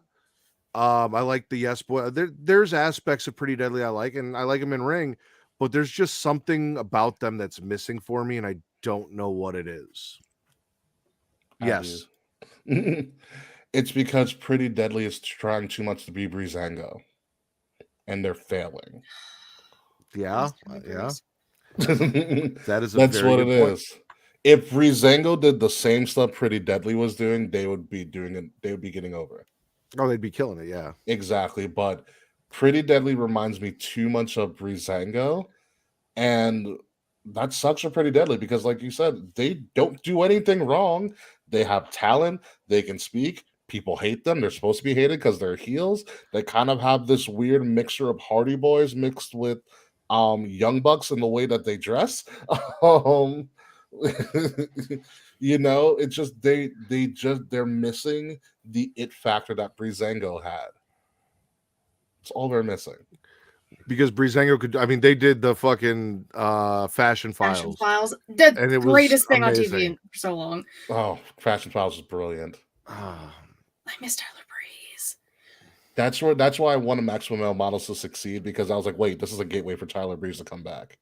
It's a clear gateway. Just bring it back. Well, Maximum Male Models are still a thing, and now they're going to need somebody, and Tyler Breeze versus LA Knight could be a entertaining fucking feud. I didn't know I needed it until now, and I want it. It's true, and Xavier Woods, I mean, Tyler Breeze is back on Up, Up, Down, Down. Yep, pretty much and he permanently. was just on the bump with Big E. He was just on the bump. He was just on the bump, and they did call him Tyler Breeze, right? I didn't watch it, but I'm assuming they did. And he just was in New York for Comic-Con with Xavier Woods and Big E. Either Xavier Woods saved Tyler Breeze, which I can see Xavier Woods doing, and be like, bring me Tyler Breeze. He doesn't have to wrestle, blah, blah, blah. Or they are slowly creeping Tyler Breeze back into the fold. Well, yeah, because Xavier was like, listen, all my friends are gone off my gaming channel. Let me keep one. Cesaro left. Adam Cole left. Tyler Breeze, you fired. I want him back, please. Mia Yim fired. All of the BRE was like the party, the main four. They three of them were on. I've never seen a more entertaining group of people play Uno for 3 hours straight. Literally, the four of them together was magic. That was some of my favorite shit. Just the and four I'd of watch them all of it. So, I'm so happy Tyler Breeze is back. I'm literally watching Battle of the Brands every Thursday when it comes out because that shit's so fucking funny to me. That's the power of wrestling. They literally did a Battle of the Brands on a fucking emulator for SmackDown vs. Raw, and then 2K was like, "Oh shit, we should probably put that in the game." Yeah. And to speak to the point of me spitting Pretty Deadly, we went directly into spending more time talking about how much we'd rather have Tyler Breeze than we did talking about Pretty Deadly themselves. So Tyler Breeze is that tells you everything you need to know about that segment on NXT if you didn't catch it. Exactly. Ricky, spit or swallow? I've talked about Legato. Oh, obviously, I don't know. We haven't swallowed this yet. The best act in all of wrestling right now, the honorary Uce Sami Zayn, does it again. Multiple segments on SmackDown, killed every one of it. I hate to say, but Sammy is the most entertaining thing in professional wrestling in America at the moment. Nothing tops him. He got a Sami Zayn, you had Triple H start the show. You had the Bloodline come out. You had Logan Paul come out. And who did the crowd want to hear more than anybody? More than Roman Reigns, more than Paul Heyman, more than anybody else on the Bloodline? They wanted Sammy to speak. Okay, that's a huge deal. Okay, it just shows you how good he is in this role. It's, to be honest with you, it's astonishing how well he's flourishing. But I love every moment of it. I love it, every single moment of this going on. And we swallowed Sammy and the Bloodline on Raw, and now we've got them again on SmackDown. Katie, I'm gonna let you talk about it because I took like a shit ton of notes, so I don't want to like take everything that you might say on what happens. So, with like, I've been saying it, like Sammy is like the key person in the Bloodline right now. Adding Solo did a lot, and it's working. But I keep saying you need to watch in the background for Jay. And now shit's literally rising to the surface with Jay and Sammy. And it is the most interesting thing to me. The PTSD is so fucking real for this man. He couldn't even look Roman in the eyes. That is how much mental abuse Roman put through this man. And the way that it just progressed throughout SmackDown, Sammy calling Jay a hothead and Roman being like, you know what? Yeah, you have been a fucking hothead, and we've been handling it too long. Sammy, you know what? It's your problem now.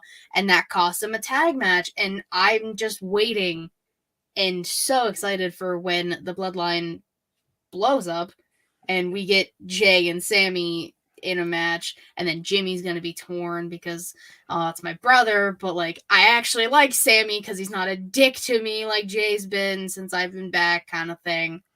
It's a soap. This is a soap opera. Wrestling itself is a soap opera, but this is a fucking soap opera.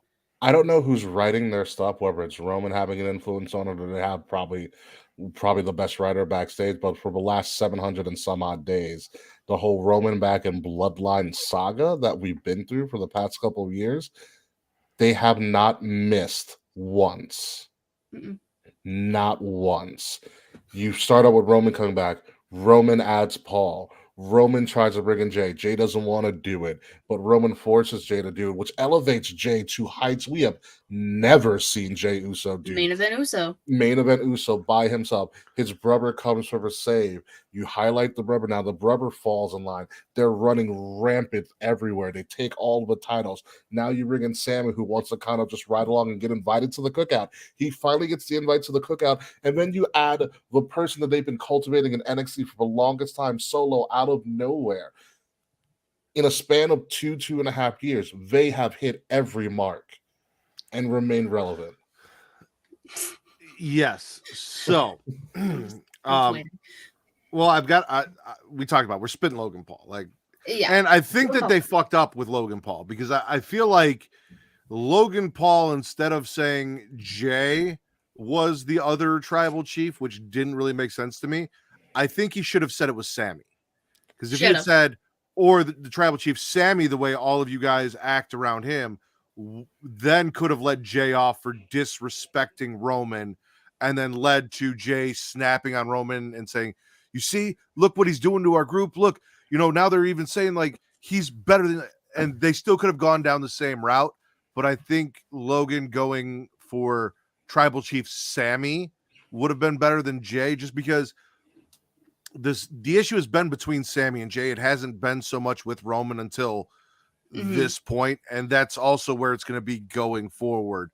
I don't know if they're going to bring it back around to Roman versus Jay again. Possibly, we'll see. But Heyman calling him the Mr. T Cyndi Lauper of this era.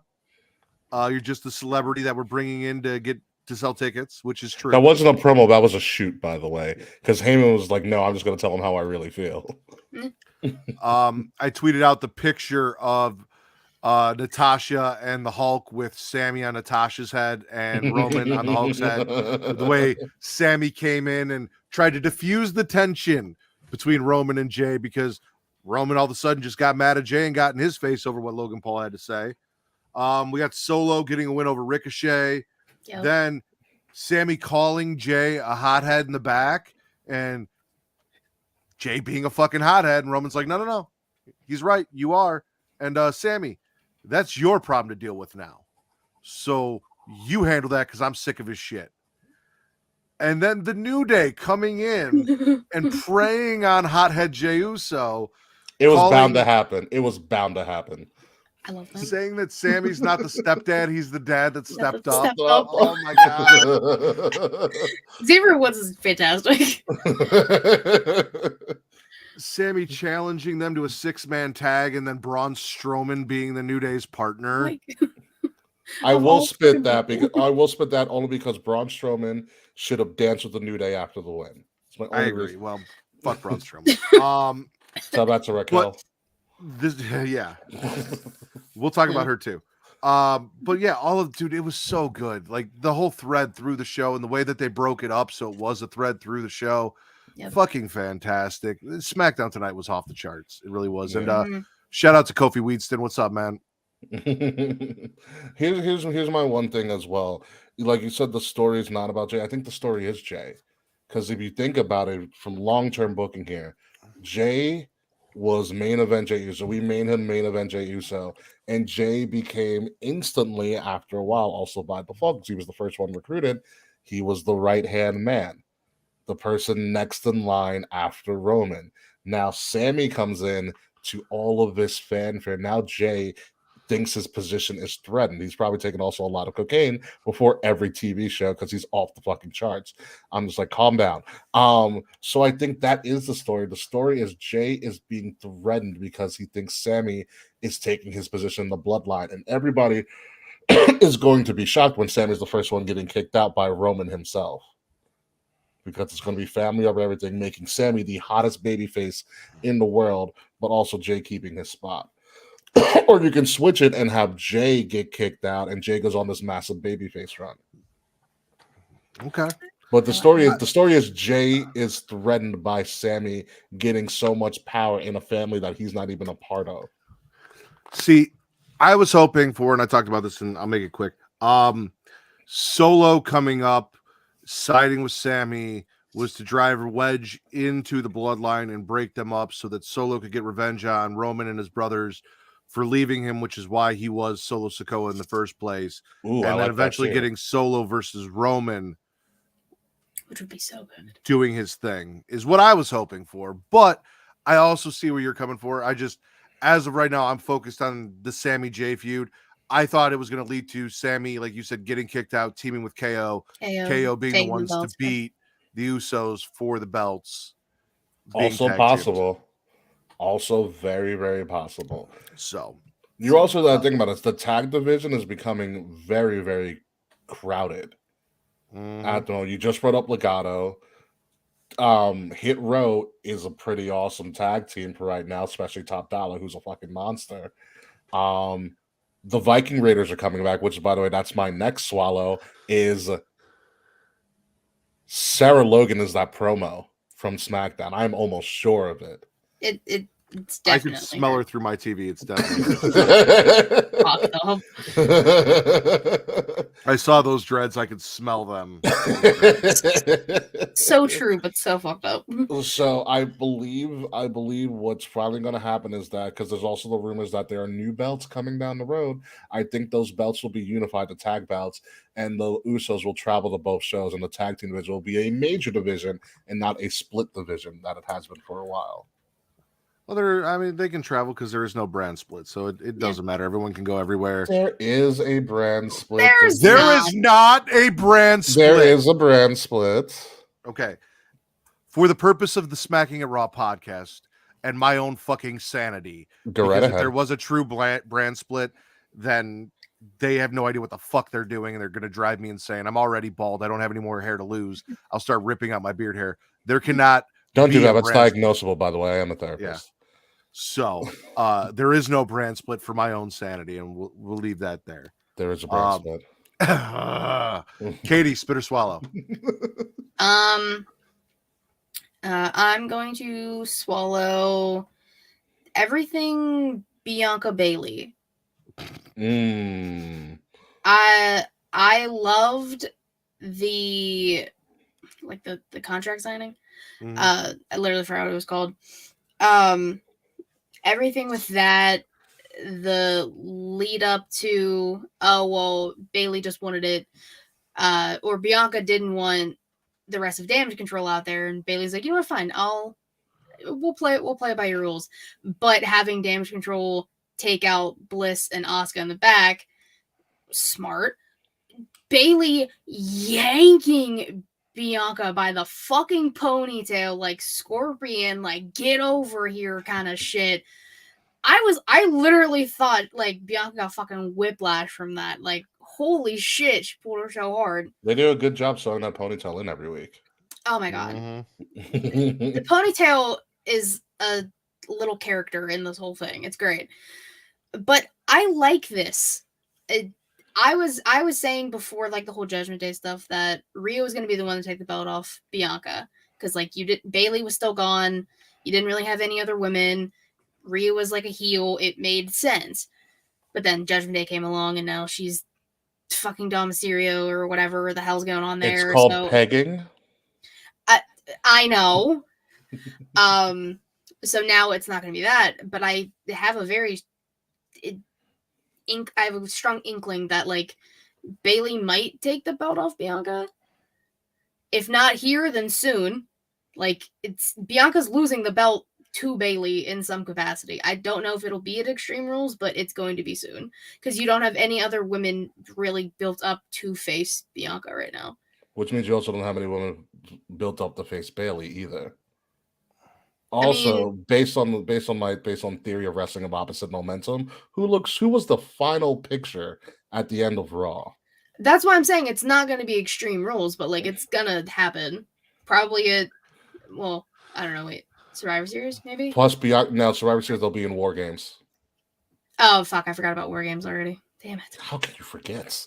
There's so much happening in the next 2 months with WWE. It is very hard for my brain to comprehend everything. Yeah, shout out to a real Khan, aka Nick Khan, who's doing the Lord's work in WWE. I give all that credit to Triple H and none of that to Nick Khan. You'd be surprised. Do your research on Nick Khan. He's a lot more connected to everything than you think, and he's been that way for a while. I like to have him be the scapegoat for why everyone got fired and not give him any credit for any of the good that happens. That makes me happy. It's kind of like there not being a brand split. It's quite the opposite. Actually, there is a brand split. Name the last time you saw Raquel on Raw. What about Shotzi on Raw? Okay, but I can name a handful of other wrestlers who I've seen on Raw and SmackDown. Do you mean the storylines that are making people money? Yes, you're going to bring your big superstars on both brands. That's why the Bloodline goes everywhere. Also, because they have all the titles and also Damage Control. Your bigger stars who are creating your major storylines are going to pretty much go wherever they want. That essentially right now is Damage Control and the Bloodline. Your only two big groups that are going back and forth. And we've seen KO and we've seen the Street Johnny Profits was on SmackDown, KO was on Johnny SmackDown. But they go wherever they want. That's the point. There is no official real brand split. Even if it is one-offs, there is no these are Raw superstars, these are SmackDown superstars. You stay on your own brand. No, they do acknowledge them as Raw or SmackDown superstars, even if they are on separate brands. Or if they go traveling, they still are announced as different superstars. I don't believe it. I do. Bianca, yes, big swallow. I actually kind of hope she wins, or I really hope that Bayley wins. I think that would be, as much as I've loved Bianca's run as champion, I kind of feel like we've come to the climax of that. I don't know where we really go from here. Like, we're going to go to War Games. Would it make more sense to have all of the gold on the heel side going into War Games? And who their fourth is going to be, possibly Nikki Cross. We'll have to see. But like you said, the contract signing, which are normally fucking contract signings, very entertaining, good shit. I am going to swallow. So I'm spitting Grayson Waller just in general as a person. Yeah. And the Grayson Waller effect and the fact that we have like the 20th fucking talk show. However, the announcement of the spin the wheel, make the deal, and the pick your poison match where Cora gets to pick an opponent for Roxy and Roxy gets to pick an opponent for Cora. Oh, yes. That sounds like fun. And it can be from any brand that they want. It does not have to be an NXT opponent. So that I'm very interested in. I love that. Even though I hate Grayson Waller, he went to go check to make sure that the guy under the cloak before he spun the wheel wasn't black. So he knew it wasn't Apollo Crews. And then that security was so occupied with Cora and Roxanne that they weren't able to save Waller, who then got pulled under the ring and had his eyes gouged out, or I don't know if maybe he got slapped in the face with Apollo's dick. Like, I'm not sure how that happened to his eyes. It was very Jacob Goodnight from See No Evil. Mm-hmm. Yeah. It was just so aggressive. But yeah, no, that whole segment is a swallow for me. Just Grayson as a person is a spit. It also like brings up the fact of like there are a lot of women they could pick for each other.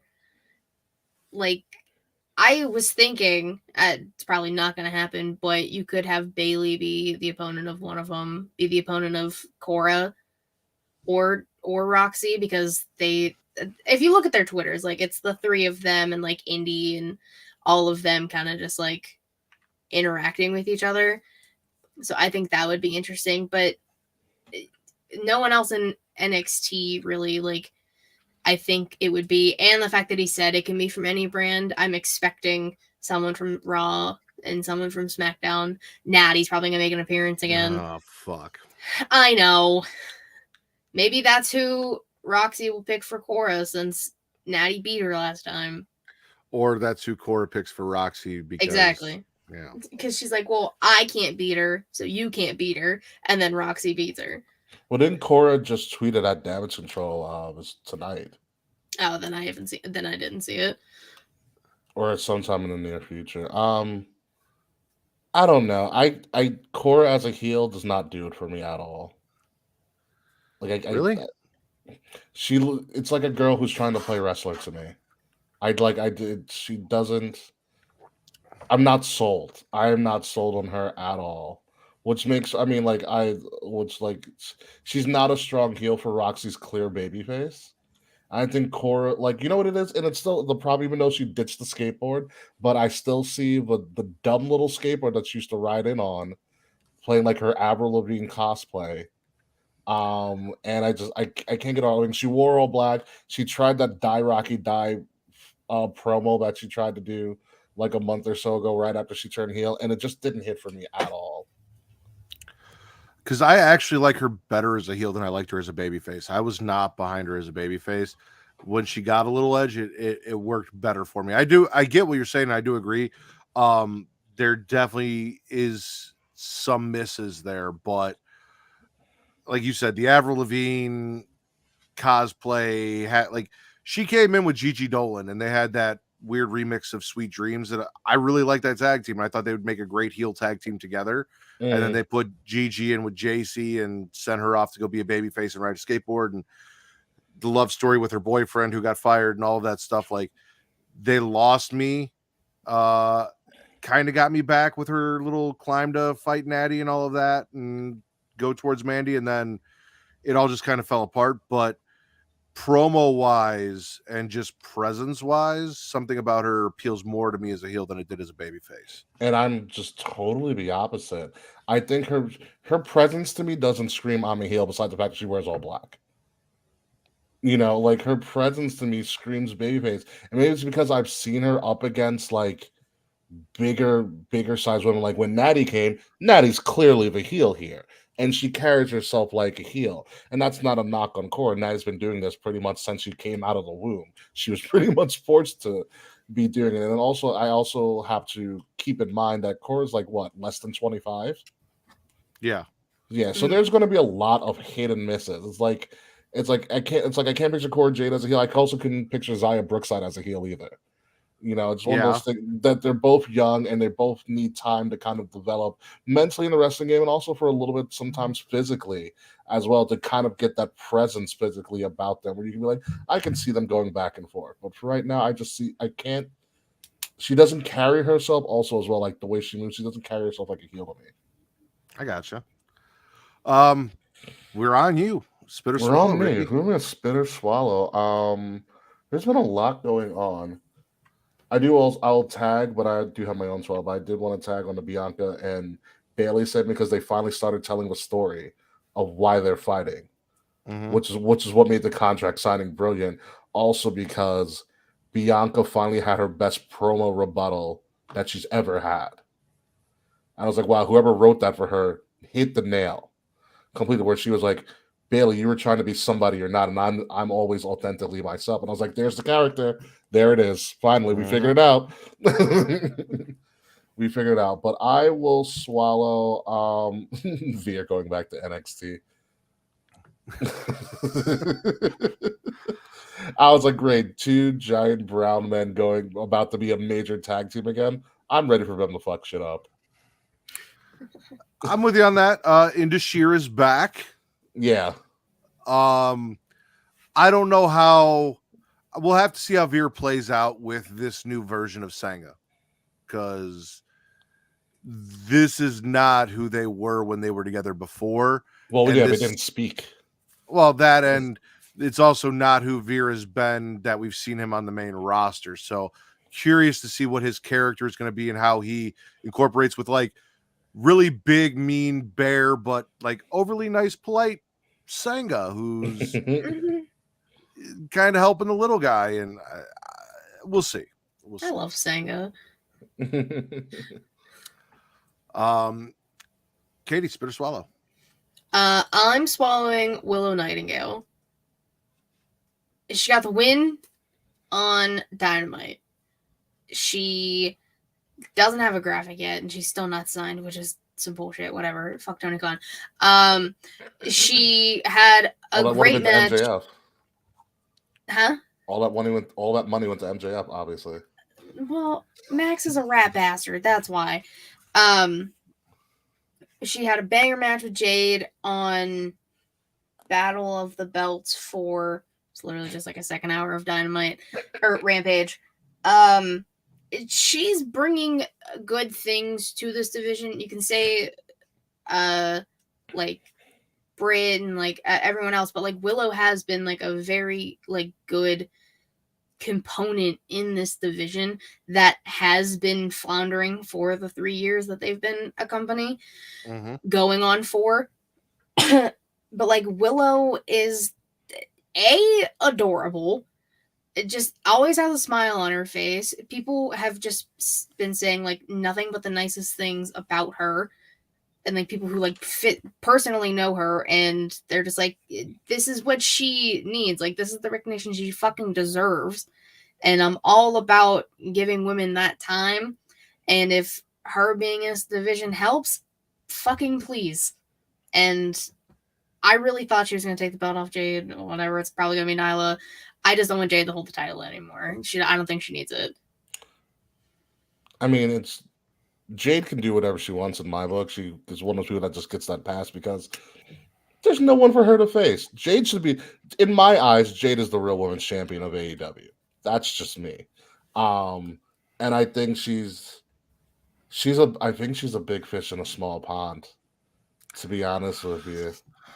I think she's starting to outgrow the competition that she's facing or not really facing on a week-to-week basis. But I mean, that's also the problem with the women's division in AEW. What's up, Clark Street Wrestling? They've been following us lately.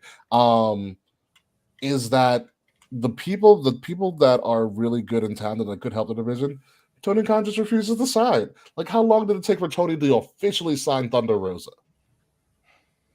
After how many banger matches after she main evented with Britt Baker in a fantastic, brutal, it was like a lights out match or some shit like that. Yeah, in a brutal fucking match, which put Britt Baker and Thunder Rosa on the map as probably their best matches, in their careers, and she still wasn't signed. Yep. You know, there's very minimal investment in the AEW women's division. And that's a problem. I mean, you can sign Paige or Saraya or whatever you want, still not going to get eyes on the product. I don't know. We'll see, because I'm actually, so with the Jade thing that you said, I think they have to be very careful because they don't want to fall into the same trap that Goldberg fell into, where they had no way of beating her I do feel like Katie's right. Very soon, she needs to take a loss so that she can fall into that role of a women's wrestler who is not Goldberg, who is not undefeated, who can go out and have matches and take losses and get wins and do things. And she needs to start moving up towards the Toni Storms, the Thunder Rosas. You know, she had the match with Athena, but more competitive matches with big top stars. I'm swallowing everything women on both Rampage and Dynamite along with you, Katie. So the 6-woman tag with Willow winning, Jade's match, Saraya and Britt getting into it after Britt told Saraya that she's not medically cleared, which we found out she is medically cleared. And by an AEW doctor. Listen, we've had all of these wrestlers cleared, and because it's AEW and because it's Paige, everyone's like, oh, but her neck, and it's not a real doctor. And it's this was the ringside doctor for WWE that they have hired, who is now over in AEW as their medical professional. And I honestly don't believe that AEW is going to clear someone if there is a very real chance that it is going to end her career should she wrestle or paralyze her for the rest of her life. So it's weird to me that everyone's shitting on Saraya getting back in the ring after we were celebrating Daniel Bryan and Edge and all of these people making their returns. I want to be happy for Saraya. I want to be happy for her too. The difference with them is that because we know the documented stories of Edge and Daniel Bryan, and the fact that it wasn't WWE that cleared him. WWE was the final hurdle. In particular, Edge went to like 3 different doctors before he got cleared by WWE. I believe the same thing with D-Bry as well. And so it seems weird that the only person that we know of publicly that cleared Saraya came from the confines of AEW and nowhere else. I'm pretty sure she is probably medically cleared by a person independent of professional wrestling and AEW in particular. But I think the fact that we haven't heard anything about it, that she's decided to keep it private, which is her prerogative because it's her medical history. I think that's why there's a lot of skepticism behind it as well. And the fact that the women's division is lacking there.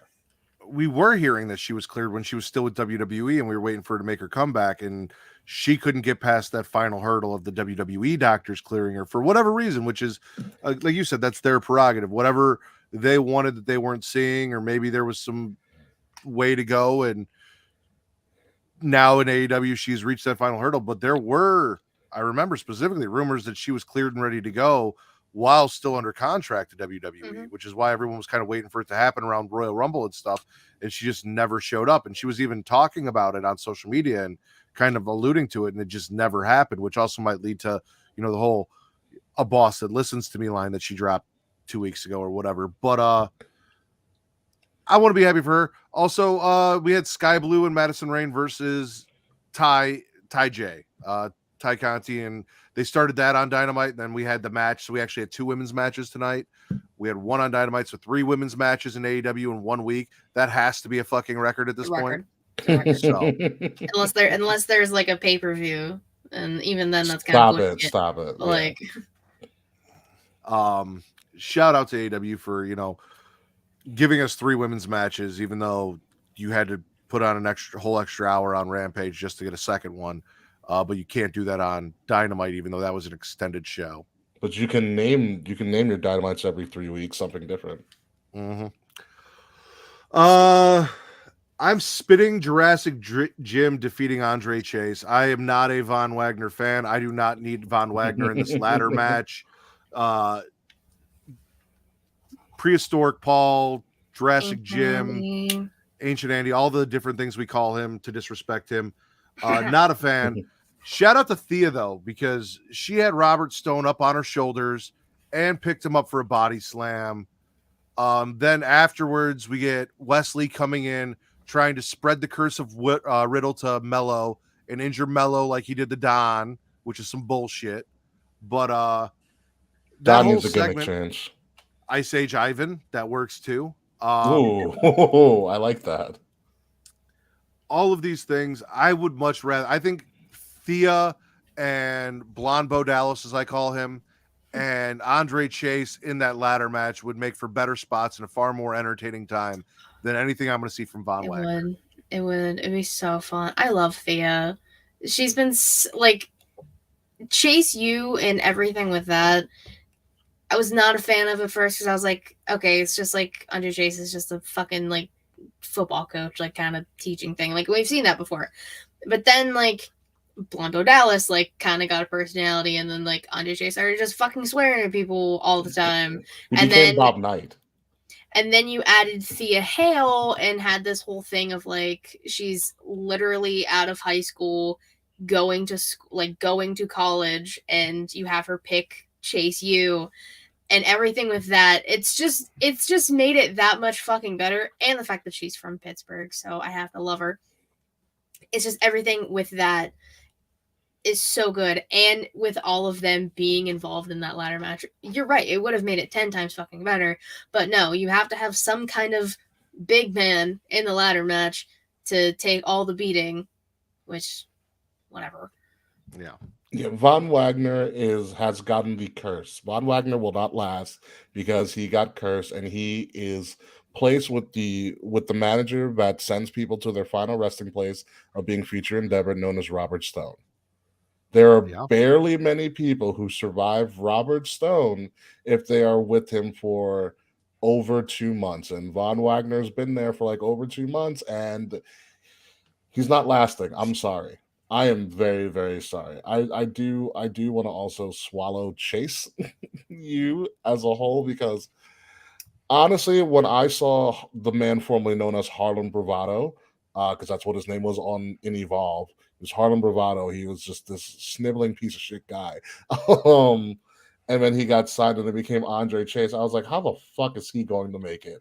And then he became Andre Chase and pretty much started out being like the Bob Knight. And now Chase U, it's pretty much like a subculture of NXT and the PC where they have their Chase U section. It is a total college thing, and it's brilliant. Like, when they return to takeovers, there better be a Chase U section in every arena that they go. Oh yeah. Dude, Chase U is fucking fantastic. Yeah, I need a Chase U shirt. I need a Chase U flag. Like, I will rep Chase U all day, every day. I should have went there for college. Fuck. Seriously, I want to learn by Andre Chase. Andre Chase just reminds me of a younger Bob Knight. Where Bob Knight was just, if you didn't get anything right, he's gonna curse you out. He's gonna throw shit at you. He's gonna kick you out of the arena because that's just how he operates. Ricky, spit or swallow? Oh boy, it's getting pretty slim pickings now. Slim pickings. Let me see. I am going to. What am I going to do? I'm going to go back to SmackDown, and I'm going to swallow the Paul Heyman evisceration of Logan Paul yet again, because Roman said, "Wise men educate him," and Paul said, "Here's your lesson for today." And nothing against Logan Paul. He's trying, and you can see that he's kind of getting it. His pacing and his promos are better, but he is just so outmatched by everybody in that ring on the mic. By leaps and bounds. And the fact that he is out there by himself on his own, man, that's trial by fire. And I don't know if I'd be able to do that, especially going up against Paul. No. Against Paul Heyman, like the mic master of mic masters. I don't know how he does it and doesn't get his feelings hurt every single week. Yeah, no. Brilliant. This is not someplace you should have put Logan Paul for. Like, I get the idea behind it, but this was a terrible idea, because he is not going to walk out of this with anything positive, unless he turns heel afterwards, which hopefully he does, because he's a natural heel. Yeah, honestly. Yeah, he does not play the babyface well at all. No. I am interested in the match though when it happens. Like, as much as I shit on Logan Paul, because I think he's like everything horrible about social media a lot of the time. And just because he screams entitlement, but that's also another random story for another time. He's got a lot of talent in that ring. It's kind of scary. I agree. He's got a lot of he performed at an above average level on the two biggest shows on WWE's calendar, which is wildly astonishing. There's never been a celebrity like that at all. It's very surprising. Pat McAfee. That was also on the same show. Yeah, but and Pat McAfee is also some sort of athlete. Yes, punter, but athlete nonetheless. Fair enough. Bad Bunny. Bad Bunny was very surprised, but I think Logan Paul beats him. Easy by leaps and bounds. Bad Bunny did a destroyer at WrestleMania, but Logan Paul got away and got out of Dallas alive by hitting a 3 Amigos at WrestleMania. To be fair, I have not actually watched a Logan Paul match. Every time he's wrestled, I've walked out of the room to go smoke or take a piss or something because Logan Paul was there. So I cannot give I've heard great things. I cannot give a fair, unbiased opinion about his in-ring work because I have actually not watched anything he has done on purpose. You would be impressed if you take your bias from Logan Paul out of it, and I get it, but like you would be impressed. What impressed me, the SummerSlam match, he did a leapfrog from the top rope onto the announce table, and initially he was at the wrong angle to hit it clean, and he was able to contort his body midair so that he landed clean, like RVD or a Montez. But I was like, wow, that was very impressive. Okay. Katie, spit or swallow? Not so much like the mic work, but Yuta and that rat bastard MJF. I'm kind of digging this right now, and this is coming from someone who cannot fucking stand MJF, or I used to hate that man with a burning passion. A former co-host of mine from another show was obsessed and would make it very apparent every time I tried to talk, and I hated him for it. But I've kind of grown to love MJF a little bit. The match with Yuta was great because Max, and as much shit as I give him, Max is really good in the ring. Yuta's also very good in the ring because Yuta has Claudio and Mox and Brian he's under their wing, so obviously he's going to be fantastic, and he was already good beforehand. That's why he got put into that. And the whole, I don't know why they started, why they're doing it now, but the whole conflict in MJF, his internal conflict of he kind of wanted to shake Yuta's hand after the match, but then Lee Moriarty comes along and attacks him, and Max gets in oh my god, Stokely? I literally Bivens. I was like, which one is it? I couldn't. No, it's Stokely. Remember. Is it Stokely? It's Malcolm Bivens in WWE. It's Stokely Hathaway everywhere else. He's great. Love him, but I couldn't remember his name for some reason.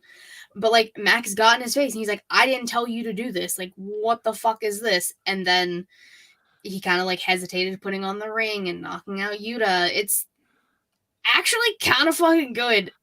And I don't know why, and I'm actually mad that I'm liking MJF stuff right now. It's really good, but you left out the most important parts of this entire segment that made it a big swallow for me. William Regal on commentary, referring to himself as ODV, an ordinary decent villain, and explain the difference. And then, after the Diamond Ring, getting off commentary and reaching in and getting the knucks. Oof. I popped harder for William Regal grabbing the brass knucks than I popped for anything on Dynamite that night. I know you did. I can't hate MJF. I will forever love MJF. It's a Long Island thing. We have to stick together. So fair. Yeah, I just, it's not in me. And even if I did hate MJF, I probably can't MJF because every time I listen to MJF, I'm like, he's fucking right. But this whole thing, the story, the match, all of it, fucking great. Probably the best thing that happened on Dynamite as a whole.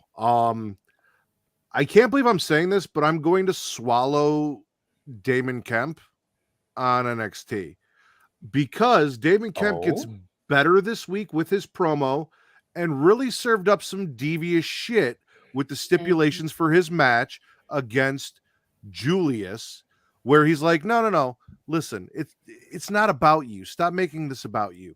It's not if I win, you leave. It's if I win, your brother leaves. And if you win, your brother can get a second shot against me, but I'm taking away the thing you care about the most in your brother when I beat you. On top of the fact that, you had, that's a Gargle that was separate. Schism, because you have me now curious about the red hooded girl. And I know. I need to know Liz. Oh yeah, maybe she's the White Rabbit. They beat up Grimes. Fuck Joe Gacy. I'm curious. Yeah, what if the White Rabbit is the red hoodie girl and it's Nikki Cross? Or what if the White Rabbit is? What if the White Rabbit is part of Joe Gacy? Triple H has gone on record and said it is somebody that we haven't talked about yet. If it's Joe Gacy, I'm gonna be so pissed. That will be the biggest fucking flop for me because he has ruined Joe Gacy for me. I love Joe Gacy, and it would be ruined for me at that point if that's what they do.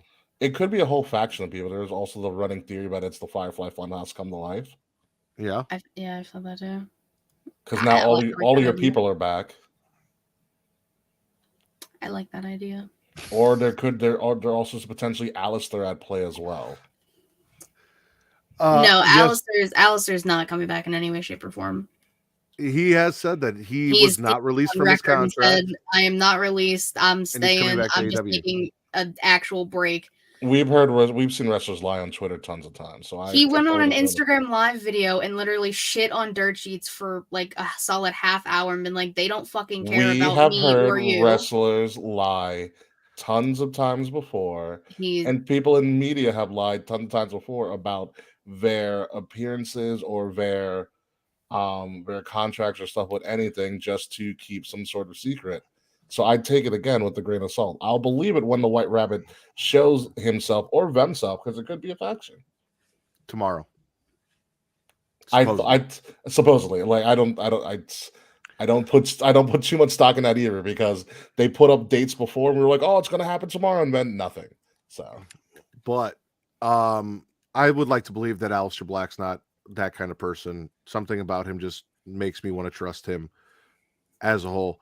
But Damon Kemp winning me over as a heel on NXT is a big swallow because I have not been about this guy up until this whole segment and point. So that's my swallow. Ricky, spit or swallow? Spit or swallow. I mean, semi-spit Diamond Mine because they have totally lost direction once Malcolm Bivens left. But I will swallow. Just for the sake of being nice and cordial,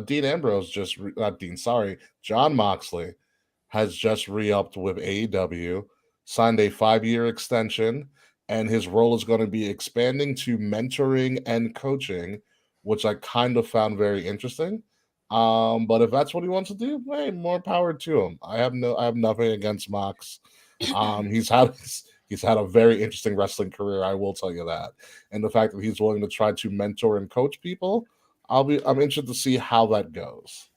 And he's not allowed to do outside of AEW and their partners, i.e. New Japan. So basically, Tony Khan basically spoiled the match between, I think, him and Nick Gage tomorrow night. Wow. Because he can't go to AEW anymore. It's like I think it's in like the first paragraph. It's like he now has to be like AEW and like their partners, and then it's like New Japan. Of all the people to put that clause in the contract, you do it to him, who could be an ambassador for your whole brand. Yeah. Well. I see put the lower talent there and be like, you can only be on AEW and our partners to kind of help build them up and also build your brand. Because I feel like that's the smart way to do. The people who are already made people, your Moxes, your Jerichos, You know, your Bryan Danielsons, even your Adam Coles and all of those motherfuckers. Have them go over places. That helps bring other people in because they are known faces. But like your smaller talent that you're trying to cultivate, say, hey, you can't go anywhere except for here. But to lock him in like that, I mean, he is AEW champion, so I also get that as well. I was gonna say, I think the whole point is like you can go to New Japan, maybe Impact if they're still kind of in somewhat really a partner. But he doesn't want him going out on the indies doing deathmatch shit, getting hurt now that he is basically the focal point of the company. They've lost CM Punk, the Elite is suspended. Punk Maybe is suspended. If they would have just gave Mox his vacation, and this would happen. Put the title on Bryan, yeah. Exactly. I'm with that. I'm also the Mox Hangman stare down after Hangman defeated Moulin Rouge. Enjoyed that as well. So I'm with you on that. Katie, I think we're going to go around. So this one and then one more. So pick your last two. We'll go around after this round one more time. Okay. I'm going to swallow. I narrow it down. You know what? Just for fun, everything Wardlow. Where's the leak, ma'am? Listen, I love Wardlow. And making him TNT champion, smart. Making him in a tag team with Samoa Joe, smart. I love it. Having them now, we're basically it's just now like Warjo, FTR, and then I can't remember like the name of the other people. Fuck. Gates of Agony. Thank you. God, it was gonna bother me. They just need a fourth person because it's Brian Cage, Khan, and Toleona, who love him. He's great. I've seen him in Vegas. So they would just need a fourth person, and then you can have that feud go on for a while and keep that on like Rampage or whatever. But as long as I get Wardlow, I'm fine. A big meaty men slapping meat. Wardlow versus Cage works every time. Also, the way Wardlow pinned Cage, I know had you jealous. Every fucking time, it's him and Rhea. I'm over this. Like, but let's just throw all our thirst in because along with you thirsting over that, I was thirsting over the fact that I had Xia Li and Shotzi in a match tonight. I literally have as a swallow Xia on TV. So what? Don't talk about Xia like that. No, it's a swallow. No, She's happy. Oh, swallow. Yeah. Yes. I love Xia Li. Yes. So we'll make your swallow thirst for the evening. The Wardlow thirst, the Shotzi and Xia thirst in general. I am going to swallow the Acclaim celebrates National Scissoring Day. I enjoyed the shit out of that segment, and I didn't really think I was going to. Anthony's got a lot of experience scissoring, which pops me hard when he said that. Called himself the Sultan of Scissoring. We have the Sultan of Spitter Swallow. They have the Sultan of Scissoring. Mm-hmm. They got the giant gold scissors out. They did the whole joke about not running with scissors when Anthony Bowens is running around with the giant scissors. The Acclaim knocking down Sterling, accepting Swerve's challenge. The only thing I'm spitting were the stupid rock, paper, scissors jokes that they tried to do with Swerve and him, where it's like, oh, I've got a rock. Oh, well, I've got paper. That was fucking corny. But everything else I enjoyed on that segment. Swerve. It's... Listen, I had to go back and watch it because I was trying to watch the new episode of Chucky. So I was like flipping back and forth between commercials. So then I had to go back and fully watch it because I was like, fuck. I knew it would happen during National Scissoring Day. But I love Anthony Bowens. Max Caster is just like kind of there for me. I'm more like Team Anthony Bowens. He started the whole scissor me daddy ass thing, which got them way fucking over. He also just seems like a fantastic guy and the first openly gay AEW champion. Big fucking shout out. I just love Anthony Bowens and this tag team who are AEW homegrown talent and have been there for one of the longest teams you have.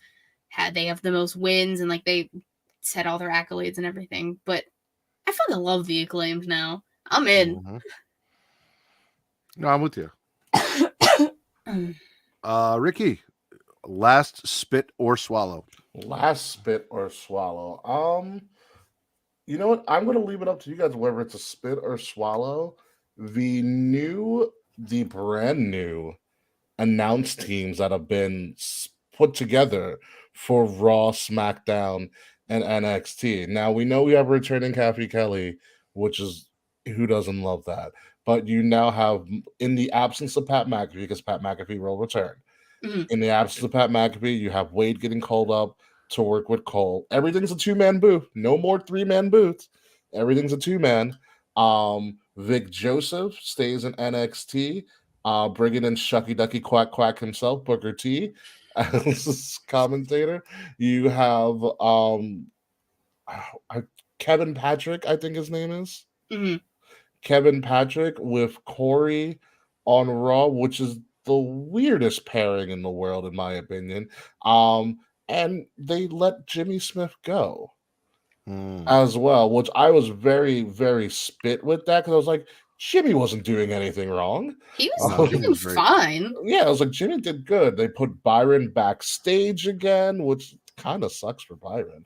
I honestly did that because him and Corey just can't fucking be around each other, because that was the most annoying part for Raw. I love them fighting on commentary all the time.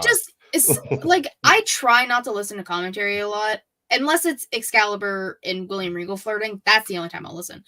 But like, it was just constant, and it was just like taking over everything. And like, Jimmy was literally stuck in the middle trying to deal with both of them. So I also just don't really like. I like Corey Graves' commentary, but like not all the time. So just having it be a two-man booth with him and someone who's never done commentary that we know of is going to be interesting. Well, apparently Kevin has been doing main event, which I know is a completely different monster from a 3-hour Raw. And I know he was doing Raw talk for a while as well. And I'm just very concerned about how he's going to do on a 3-hour show. What they should have done is not let Nigel McGuinness go and put Nigel on Raw. But is that confirmed that Nigel is completely gone? Which is a shame, because Nigel was fantastic. I love Nigel. I've met him in person. Very sweet guy.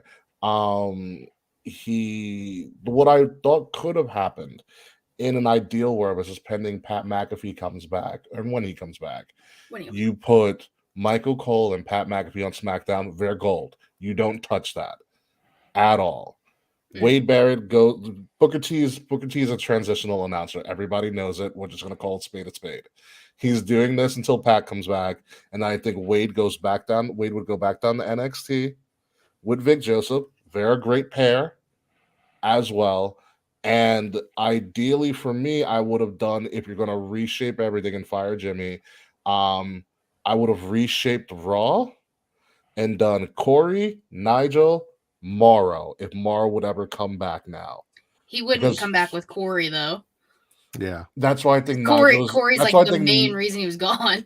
It was Corey, and I think Vince in his ear as well on SmackDown was also a big issue. And I was like, if Big Bad Vince isn't there in some people's eyes, I was like, that could be a leeway for Morrow to come back.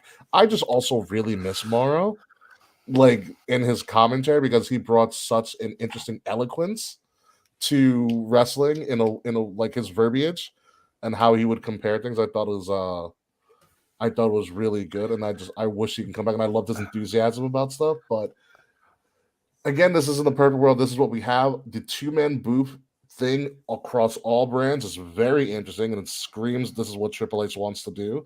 I'm just interesting how the new pairing does. Like I said, Cole and Wade did really good tonight. I'm very interested to see what happens with Kevin and Corey on the quote-unquote season premiere of Raw in Brooklyn. Yeah, so it's a 2/3 swallow for me. I'll swallow the NXT announced team. I'll swallow SmackDown announced team. I am holding reservations for Raw because I don't know what it's going to be. So for now, that's a gargle. I'm very cautious with Raw as well. I'm really hoping that with Byron Saxton going backstage, they use him. I talked about this recently, how they used to use like Kevin Kelly or Michael Cole. Because he is that easy to pick on, mess with, kind of that they'll use him to get some of these heels and even baby faces over in interviews. Jonathan Coachman as well was the same way. Yep, Coachman, exactly. That's the way he's utilized, and I think he's going to be great for that. Putting some team in War Games.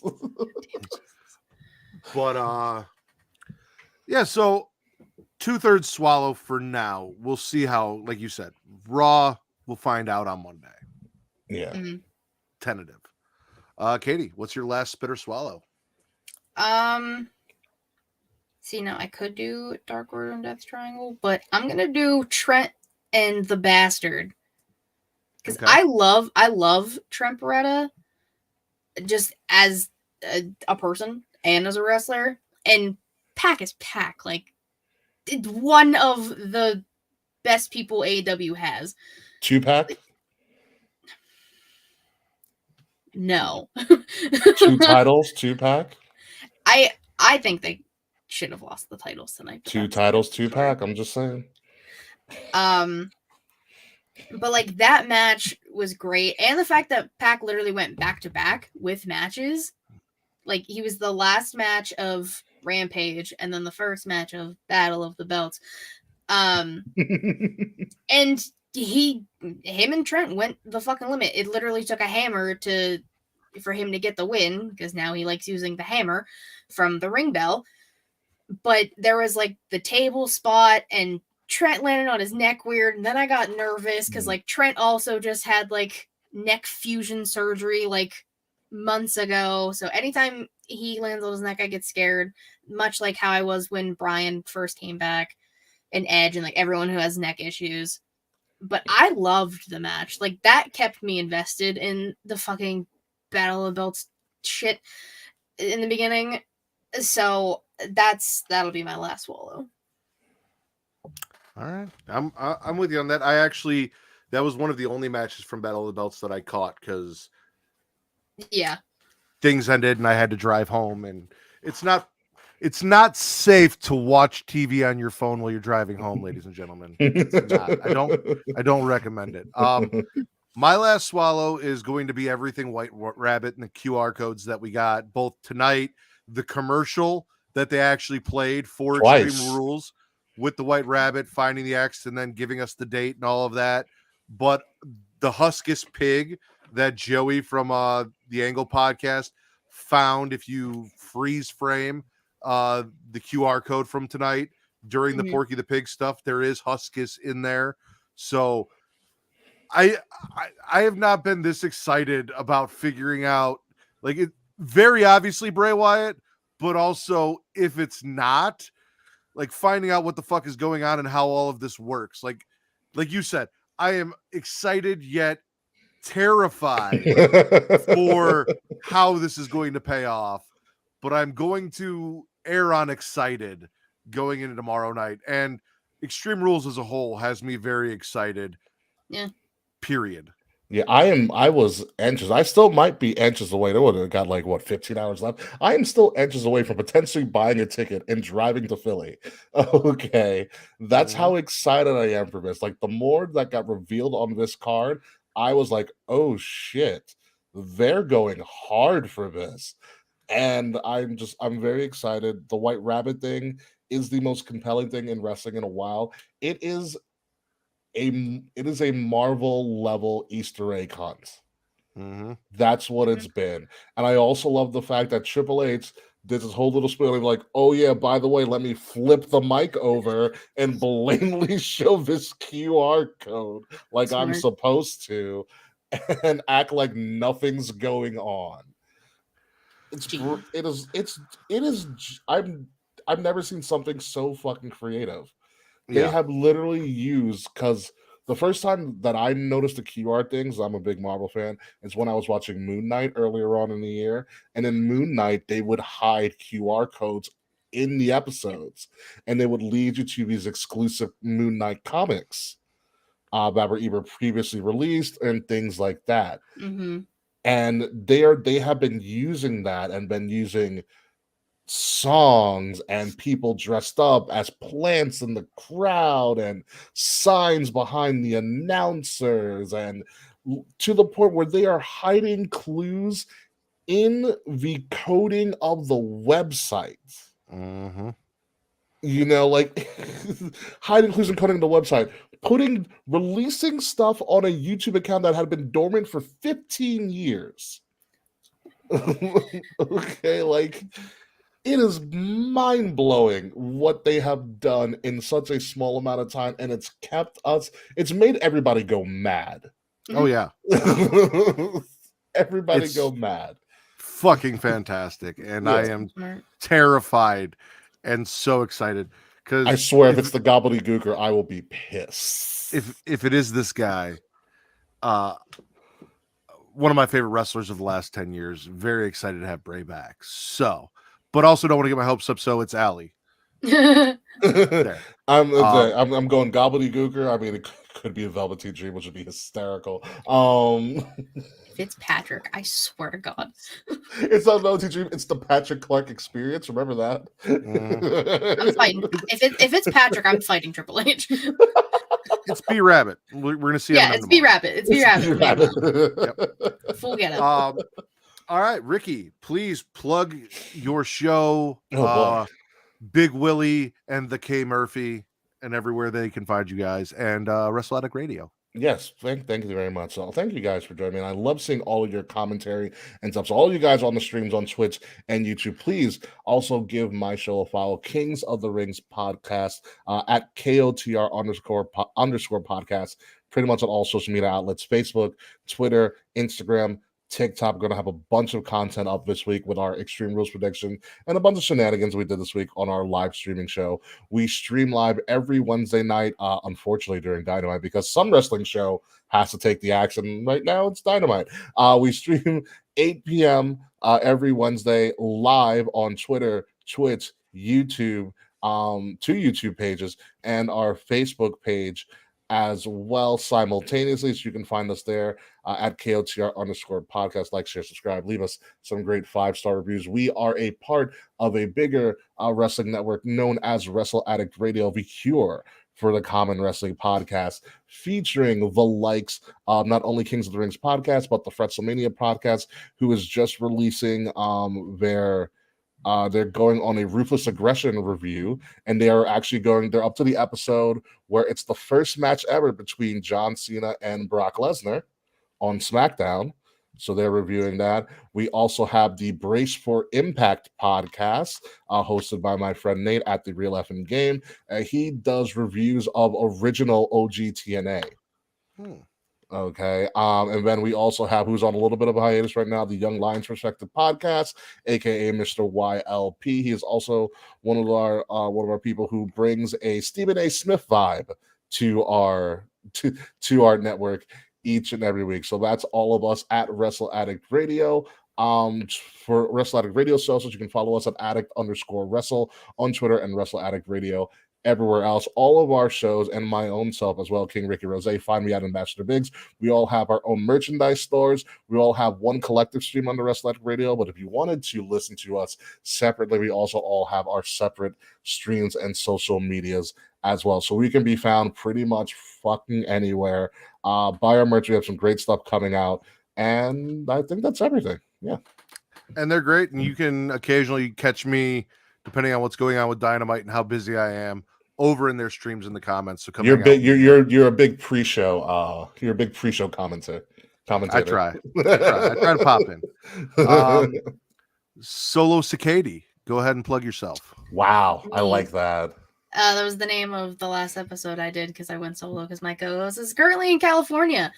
But you can follow me on Twitter at GatorAsm13 and Linktree. I'm about to take you all things Juliet Showcase, twitch.tv/Juliet Showcase, typically Thursday, 6 p.m. Eastern, unless something happens, like I went after Dynamite on Wednesday this past week. YouTube.com/Juliet Showcase. I say watch the videos because they are way more entertaining. Anchor, Spotify, Google Podcasts, Apple Podcasts, if you like to listen. She Lead Showcase is like the brand, so She Lead is the weekly show. Inside the Mind of is an interview series I do. I'm doing one tomorrow, and it'll be out I don't know, like 2 Mondays. I don't know. I can't think right now. And then I have the one planned for Halloween, which that's gonna be a fun one to release. It just so happened that Halloween's on a Monday, and that's when I had to post one, so that'll be great. There you go. In the Crowd is currently on a hiatus until Justin can either get Yo Boys or we figure something else out. My co-host Savannah has her show New Japan Takeover, and we'll have another show, but we're currently having issues trying to get it into the Google Drive, so I don't know when that'll actually be out. But she recorded an episode where we're having issues. But there's a lot of stuff, and if you don't find me there, I'm here.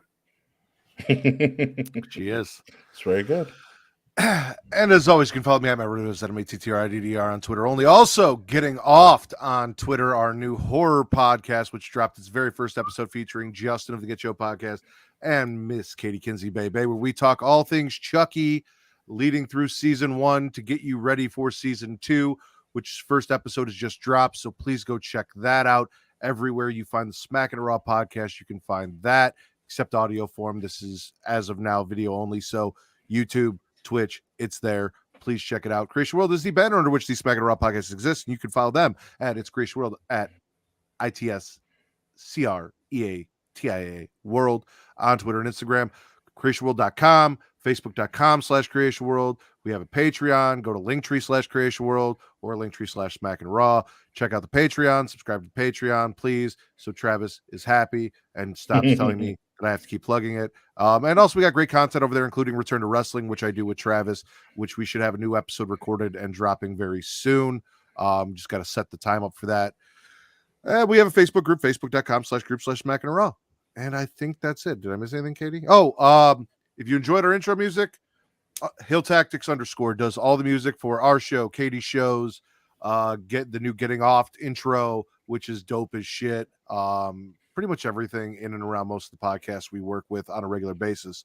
So if you need some music, go hit up Heel Tactics _ Yes. Other than that, for Miss Katie Kinsey Bebe and the King Ricky Rose, I am the Warden Matt Ritter, and this has been the #1 wrestling podcast on Pornhub, the Smackin It Raw podcast. Can you dig it, sucker?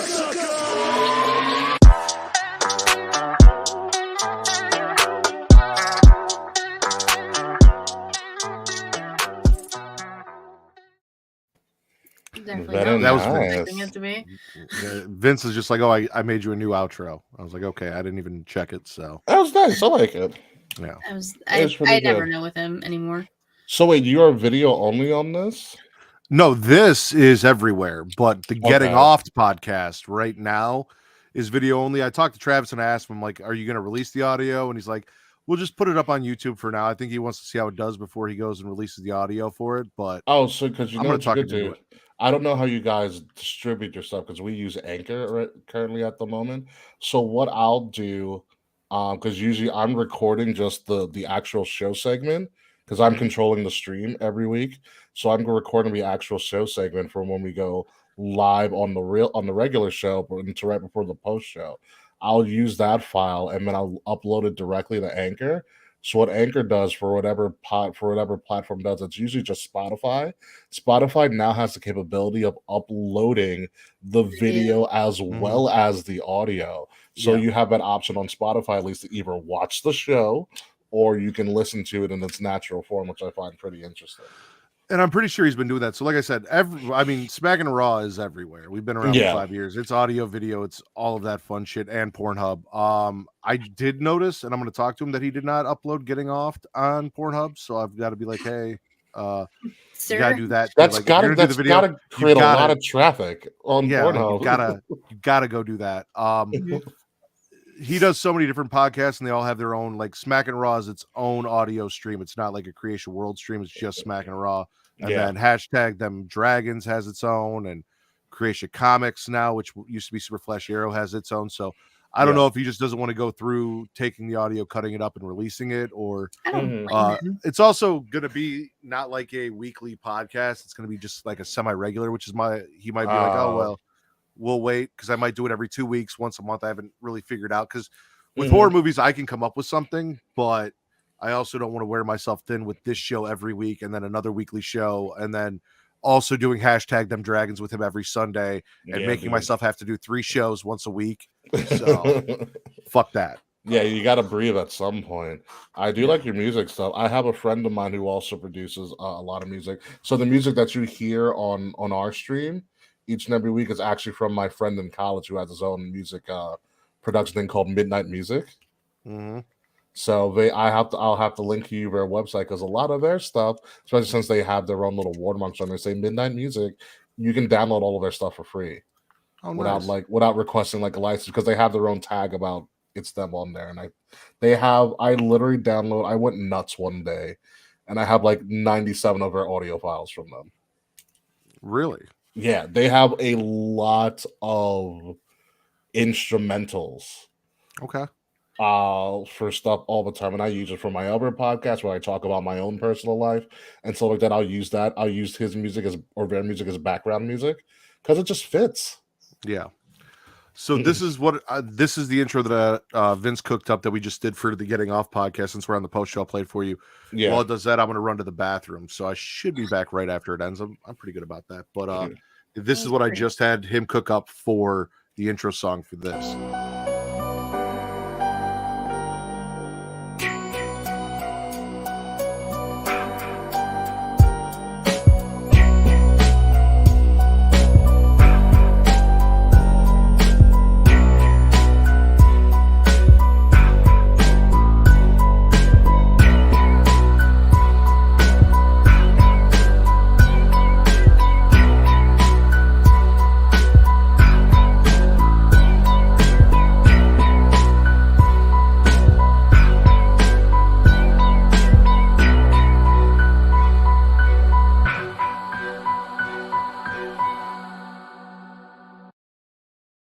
Following podcast contains mature content. The views and opinions expressed by the host are not necessarily those of the host. Listener discretion is advised. I knew he wouldn't be back yet. I was rather quick, but I do like that. Yeah, so like he was saying, like our friend Justin like created the beat, and then Vince is the one who made like the video for it. Yeah. I like how the font looks like they've literally like jizzed on the lettering. Yeah, that's getting off. That's all that, of course. Like this.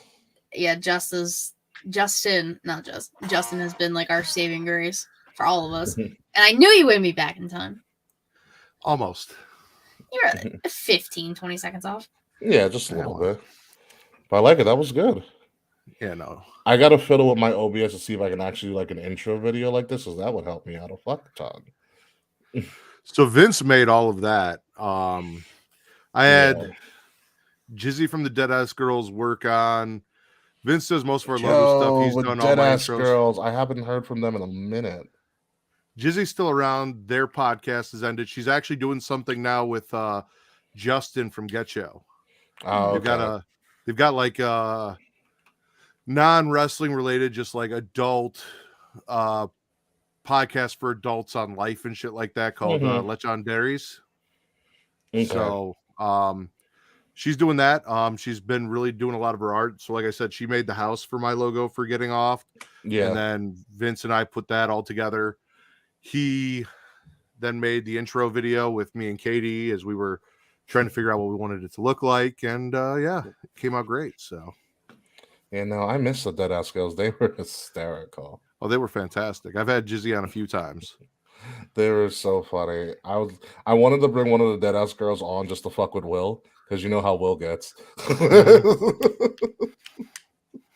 was like, well, that's why. Let's see how this plays out. If you get Will and this time Kay to come on in 2 weeks, yeah, that's what I'm looking forward to, is getting to fuck with Will again. So. Yeah, no, I'll definitely try. I know Kay right now is on their way to Salem because witches and shit, you know. I'm going Halloween weekend. Yeah. Yeah, Kay's going. Kay will be there tomorrow. I was like, all right, Kay, witches and shit. So no, but I like your guys' production on this. This is good. And you're the one controlling this, right, Matt? Yeah, I'm controlling everything. Normally Vince is logged in too, and it's easier with him because he added all these sound bites that he can play where I'm kind of focused on the comments and hosting the show. Without Vince here, it gets to be a little bit, but I think I did all right. No, you did really good. And I wonder, like, have you thought, because you've seen our show and you know how I'll just cut to people and doing solo shots. Have you guys thought about doing that as well? No, I have not. It makes you be more focused on like who's where. I don't know how it would work with StreamYard, I think is the only issue, because like they have options down here. Like I can go to a solo layout, but I don't know if so that would you might already have it. That's good. And then I guess you can do that. So and then you bring all three of us back.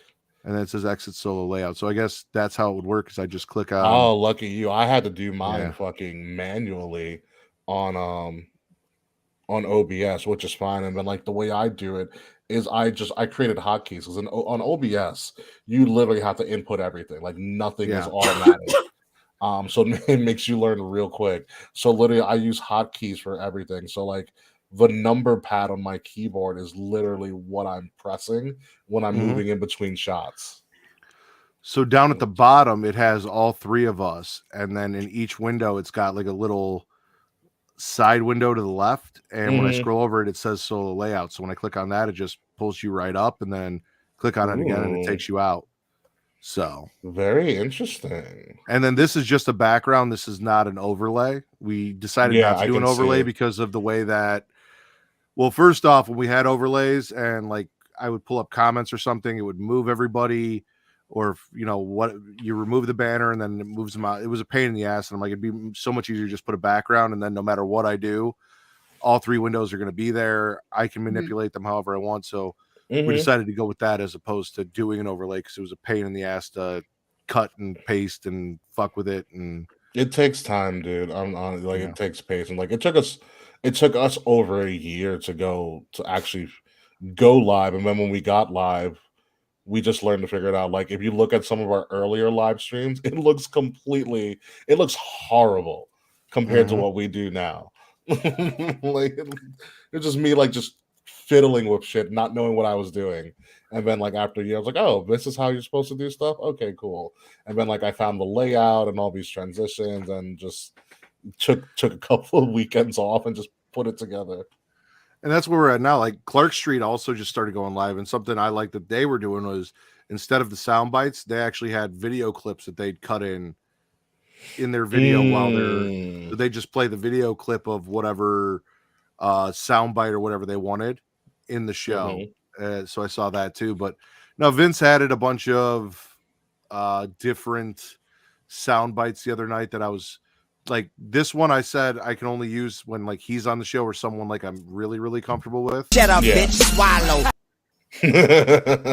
So I almost threw that at you if you were gonna say something about spitting, or it was something about the Riddle and Seth Rollins stuff and Riddle winning. I was about to, and I was like, let's see where he goes with this. Yeah, I wasn't gonna ruin your thunder, but I think Riddle is winning. I'm saying that now that the show's over. I know you don't like it, but you're gonna have to accept it. You're gonna have to accept it. No. He doesn't in the long run. Seth still wins in the long run. Seth's gonna get that title that he deserves, and that's that US title again. See, I look at it this way. I expected the proper outcome of Randy Orton and The Fiend to be The Fiend winning at WrestleMania, and that didn't happen. So I have hope that they're going to just do that again with Seth Rollins. I hope The Fiend comes back and Randy burns him again. Like, no, like all in the same night. Like it's a total double swerve. You're just trying to kill me. Riddle wins and The Fiend returns not even and trying gets to burned kill you. alive. I just I find a lot of pleasure in watching the IWC explode. And nothing would make me happier is if they got what they wanted and then they literally burned it in front of their faces. I might cry. I would cry from laughter.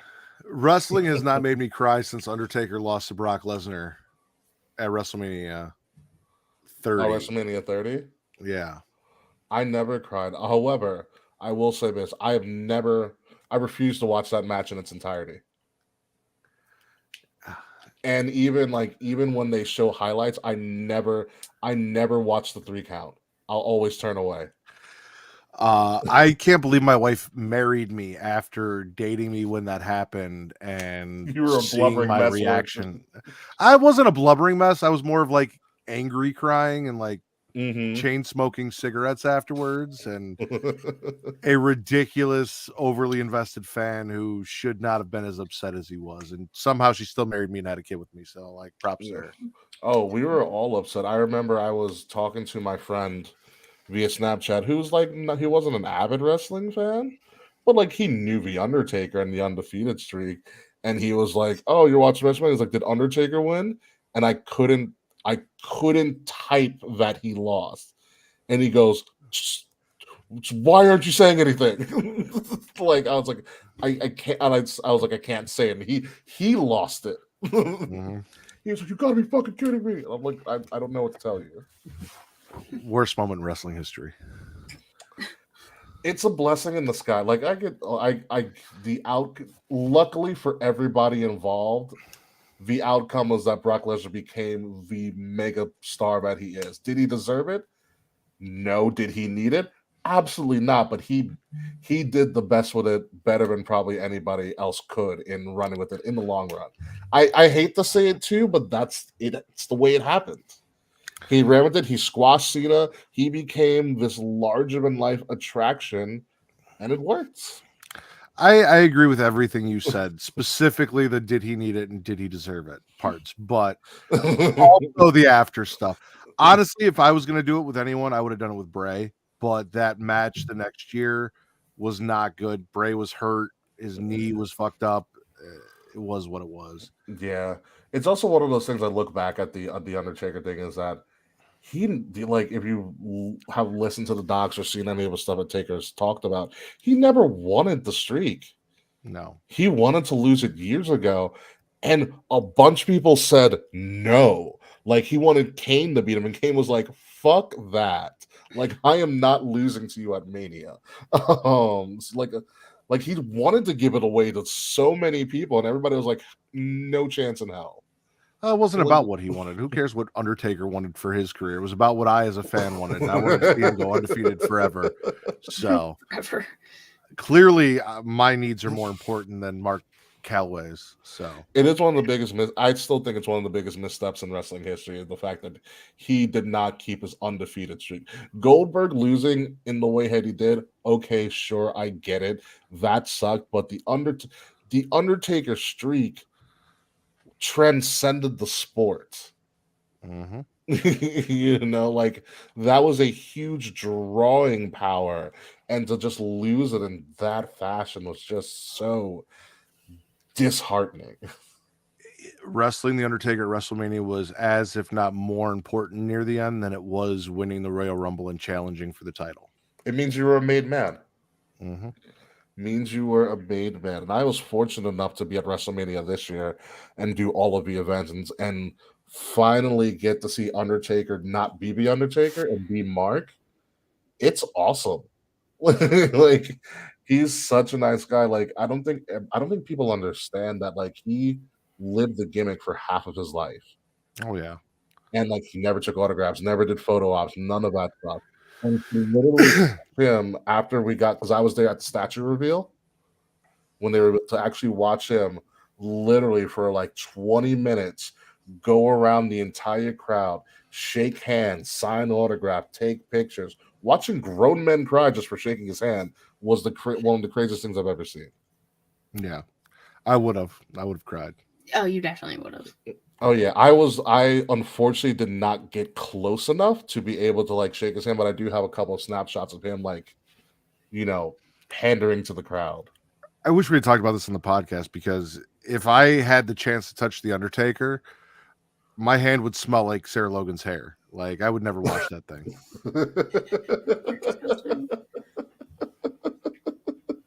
I hate you. I mean, I don't blame him. If I got to touch the Undertaker and like I had to reach with my left hand, I would learn how to jerk off with my left hand. That would be my new masturbation hand. The hand I touch the Undertaker with. Give yourself a straight. Listen, you got to learn to be ambidextrous at some time, and that would have been your time. That would have been it. That would have been your time. So it's crazy, but it was fun seeing Taker, man, that up close and personal, and everybody that was there.